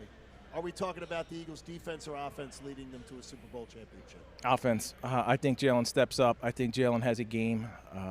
This is his stage. This is his opportunity. He's been he said it. He lit a fire under him. He had the background after losing the confetti and all of that stuff. This is Jalen's opportunity to finally, once and for all, shut up all the naysayers, shut up all the doubters, everyone who's sitting there talking. He's going to hoist the Vince Lombardi trophy. And he may even crack a smile. Dude, by the way, he's been a different Jalen Hurts this week. He's full of cliches still. Yeah, I know, but he's been. That's not going to change. Rob, we've played audio of his on the show. We usually can't because he doesn't say anything. But we actually have this week. He's been spectacular. And I think he's evolved a little bit from the criticism last year. Yeah. A little bit of those leadership questions of what it takes to be more of a leader for the entire locker room. And we had these conversations in the past with other quarterbacks here. Like, you can't just have a small circle of friends, a small clique of friends. You have to be able to gravitate towards the special teams guys, the defense, like everyone on the team. I talk to a lot of quarterbacks around the league about what it takes to be a great leader. And I go back to Tom Brady knowing everybody's name in the building in Tampa Bay, introducing himself to practice squad players. And they're like, oh, we know who you are. Right. But he's still doing it. And I think Jalen's done that. To your point, Rob, in the lounge, the players' lounge, there was a day before the NFC Championship game. We poke our head in there. He's playing pool with Isaiah Rodgers and a backup offensive lineman, Darian Kincade. And then I'm talking to practice squad wide receiver Danny Gray. Jalen walks by, taps him on the shoulder, and says, good stuff. Those things matter. The last thing you want to be as a quarterback is a guy who is considered on an island on his own, a $50 million guy who's now got an entourage and everything else, and you're separating yourself from the team. You still have to be one of those guys, and I think he's taken those steps necessary. I don't see that on a day-to-day basis, so I appreciate you saying that. Rob, yeah, I thought that was something notable. You're the man, brother. It's always great catching up with you. I know you're not going to ask me for a pick? I think I do. Sure. What do we got? Well, on August 30th, I picked the Eagles to beat the Chiefs. I saw that to win the Super media, Bowl. that's right. I ain't changing my mind now. 31-30. 31-30. Eagles win the game. I told you, tight game, Johnny. Tight game. Deal with it. Rob, great work as always, man. Appreciate you, Rob. Thank you so much. All right, coming up next, it's time. We got to give our final prediction, man. At least of Kincade and Salciunas, because obviously we're both working on Sunday, but it's the final prediction for Kincade and Salciunas the week leading up to the Super Bowl. Yep. We do that next. It's Kincade and Salciunas, 97.5 The Fanatic. Now, a Birds Insider update on 97.5 The Fanatic and 97.5thefanatic.com. I'm Connor Thomas, and we're getting right there, close to Super Bowl Sunday. Super Bowl 59 is just 2 days away. Last night, we got some NFL honors handed out at the annual award show, and Saquon Barkley brought home one of the big ones. He was named the Offensive Player of the Year.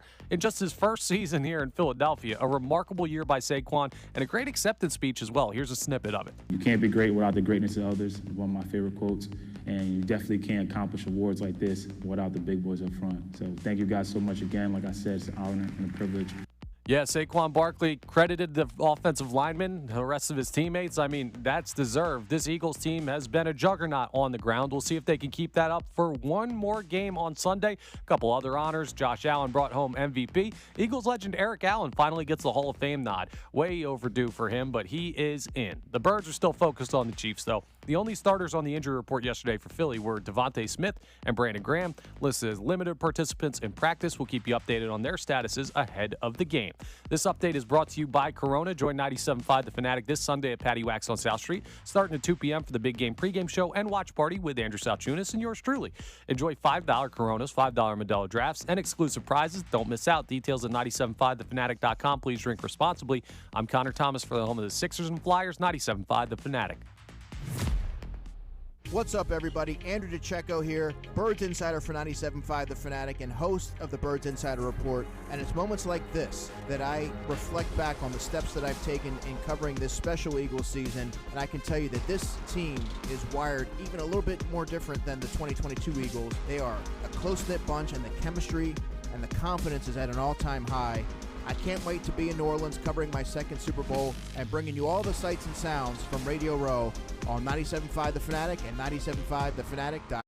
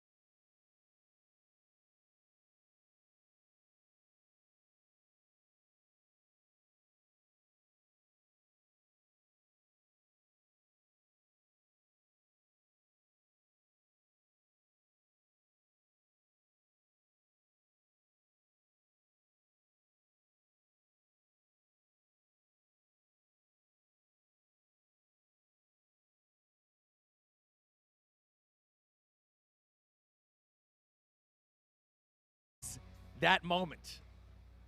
It's our final segment before the Mike Missanelli Show, which means, Johnny, we got to give our final thoughts and our prediction. Now, before we do that, I'm going to build up the anticipation for it. I want to thank a lot of people.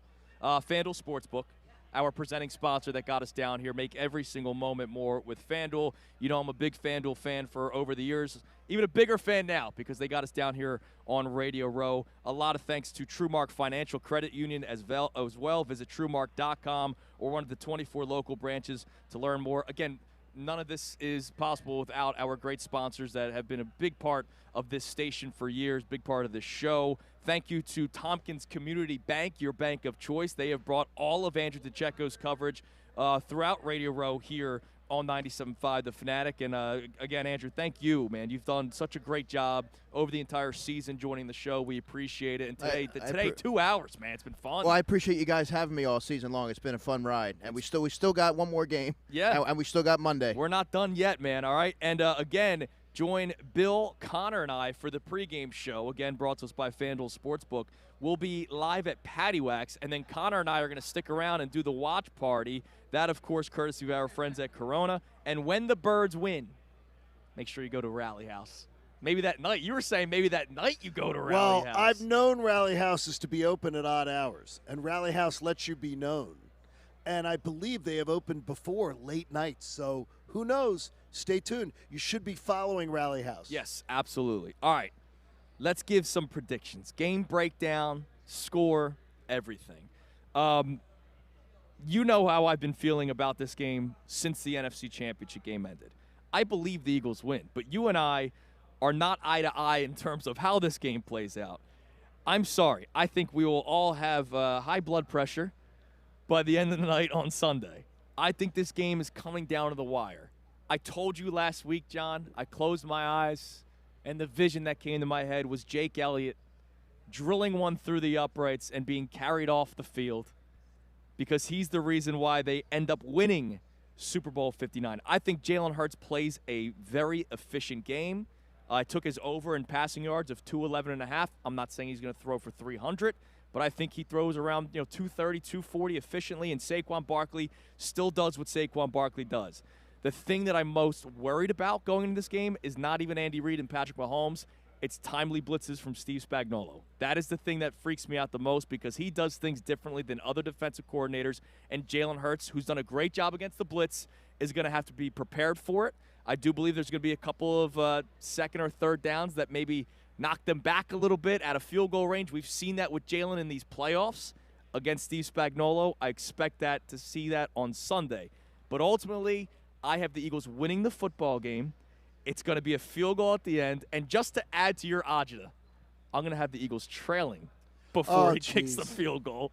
And I have the Eagles winning. Let's go 30. No, I can't say 31 because that's what Marty gave. How about 33-32? Oh, my gosh. I would honestly, I want to vomit right now. That makes me so nervous. Yes. The Eagles will trail. 27-25 they win it because I don't think it's a high-scoring game. The Eagles may trail at some point in the game. They may. I'm not counting on them that's necessarily going to happen. The Eagles will hold the ball and have time of possession 35-25 in the game. The Eagles will turn Patrick Mahomes over, and the Chiefs will not turn Jalen Hurts over. Okay. I do not believe that Saquon Barkley is going to run for 100 yards, but I do believe he's going to get in the end zone. I think Devontae Smith is going to be the offensive breakout star of the game. Love that. And I think in the fourth quarter, we will all be texting going, tomorrow, boys, it's the best show ever in the morning for us, not to infringe on the copyright of the best show ever in the afternoons. Eagles 31-20. 31-20. Dude, that's an 11-point 31-20, and I'm not so sure that the Chiefs won't be the last team to score. All right, Connor, back at the studio. How's this game playing out? Yeah, I have been told all week by all the great guests we've had on, by some people on these airwaves, that the Eagles are the better team, but it would be hard to look at it as a comfortable victory, right? You play Patrick Mahomes and Andy Reid. You should expect the game to be tight in the Super Bowl. I don't. I'm sorry, I don't. I think the Eagles are the clear better team in this one. and I'm not going to get crazy chesty, but I think they win this game going away. 33-24 is the final score I have. You're a 9-point victory for the Eagles. I think Saquon Barkley scores twice, including breaking a big one. I think Jalen Hurts plays really, really good, smart, surgical football at the quarterback position. And I think Zach Bond, who did not win Defensive Player of the Year, even though his numbers have equaled previous winners at his position, has a monster game on the defensive side of the ball, recovering a fumble in a big spot for the Birds that is forced by Reed Blankenship. That is my prediction on the defense side of the ball. Football guy quickly? Well, that's why we went for him last. Football guy. What do we got? When Jalen Hurts feels slighted in any way, he internalizes it and he rises to the occasion. He's built for moments like this. He's going to have an electric performance. Saquon Barkley is going to be the driving force of the offense, punching it in for a touchdown, 2 touchdowns, we'll say.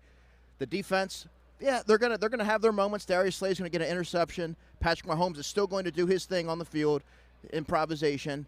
But the Eagles are going to be able to pull this out. They're winning this game 30-27. Oh, jeez. So is it Jake Elliott at the end? I swear to you. I think he's going to make a big kick in the fourth quarter. I don't like either one of your tones. Dude, I can't handle it. So my score's 27-25. That means they're down 25-24 with a second left. No, I can't do it. I don't. Nick calls the timeout with 3 seconds left. Andy tries icing him. I don't think the city can handle I think that. Dallas Goedert's going to have a really good game. You've said that all week. And so have you, John. You've been on that. Yeah, I know. I mean, credit for that. Yeah, but you've been on Dallas Goedert. It is. But look, I just think it's going to be wild, but I can't handle that. I honestly, I don't think. Be prepared, my man. Seriously. You might have to. Maybe watch it by yourself. Well, I will be. That'll be good. Get a brown paper bag. That'll be good, and I might need it. So. All right. I thanked all the sponsors. Really appreciate everything that they've done for us. But again, a really, really big special thank you to Mike Vito and Jen Scordo, who have been here with us every step of the way, making us sound good. They're fun to hang out with, making too. everything more They comfortable. are. Yes, they are. And also back at the studio, Connor, you were great. Brendan Gunn, you were great. Haley with all the digital content Haley's stuff that done was an up there. amazing job. I think she cheated on The Price is Right, though. And that's fine. You know what? I think she cheated on The Price is Right. But I'm look, not sure, but Haley will be going to the Super Bowl. Travel safely, Haley, and enjoy your backside off down there. It's gonna be a lot great. of fun. You'll have such fun, a good Haley. time. Thank you, everybody, for being a part of this. Too. And remember, you can help support life-saving cancer research. Support the AACR, the American Association for Cancer Research, and all of our great clients who do support the cause. Why don't you do it today? How about a $59 donation today to the AACR to put a little good karma in place for the big game coming up this weekend? Go to 975thefanatic.com/AACR because that cancer research allows me to be here on Radio Row and allowed me to be here to see the Birds win their second Super Bowl Sunday night. Love that. No, by the way, if you can't do $59, maybe $3 for Jake Elliott. How about this? 3 points at the No, what I would suggest is you do $5.90 then. Oh, that works, yeah. Just stay away from the Jake Elliott numbers. I think that's bad juju. Everybody have a great rest of your day. We'll be back at it on Sunday leading up to the game. You're going to have the best lead-in show ever. Absolutely. Once again, I didn't infringe on Best Show Ever's copyright. Mike Missanelli Show with Bill Colarulo and Ray Dunn comes your way next here on 97.5 The Fanatic.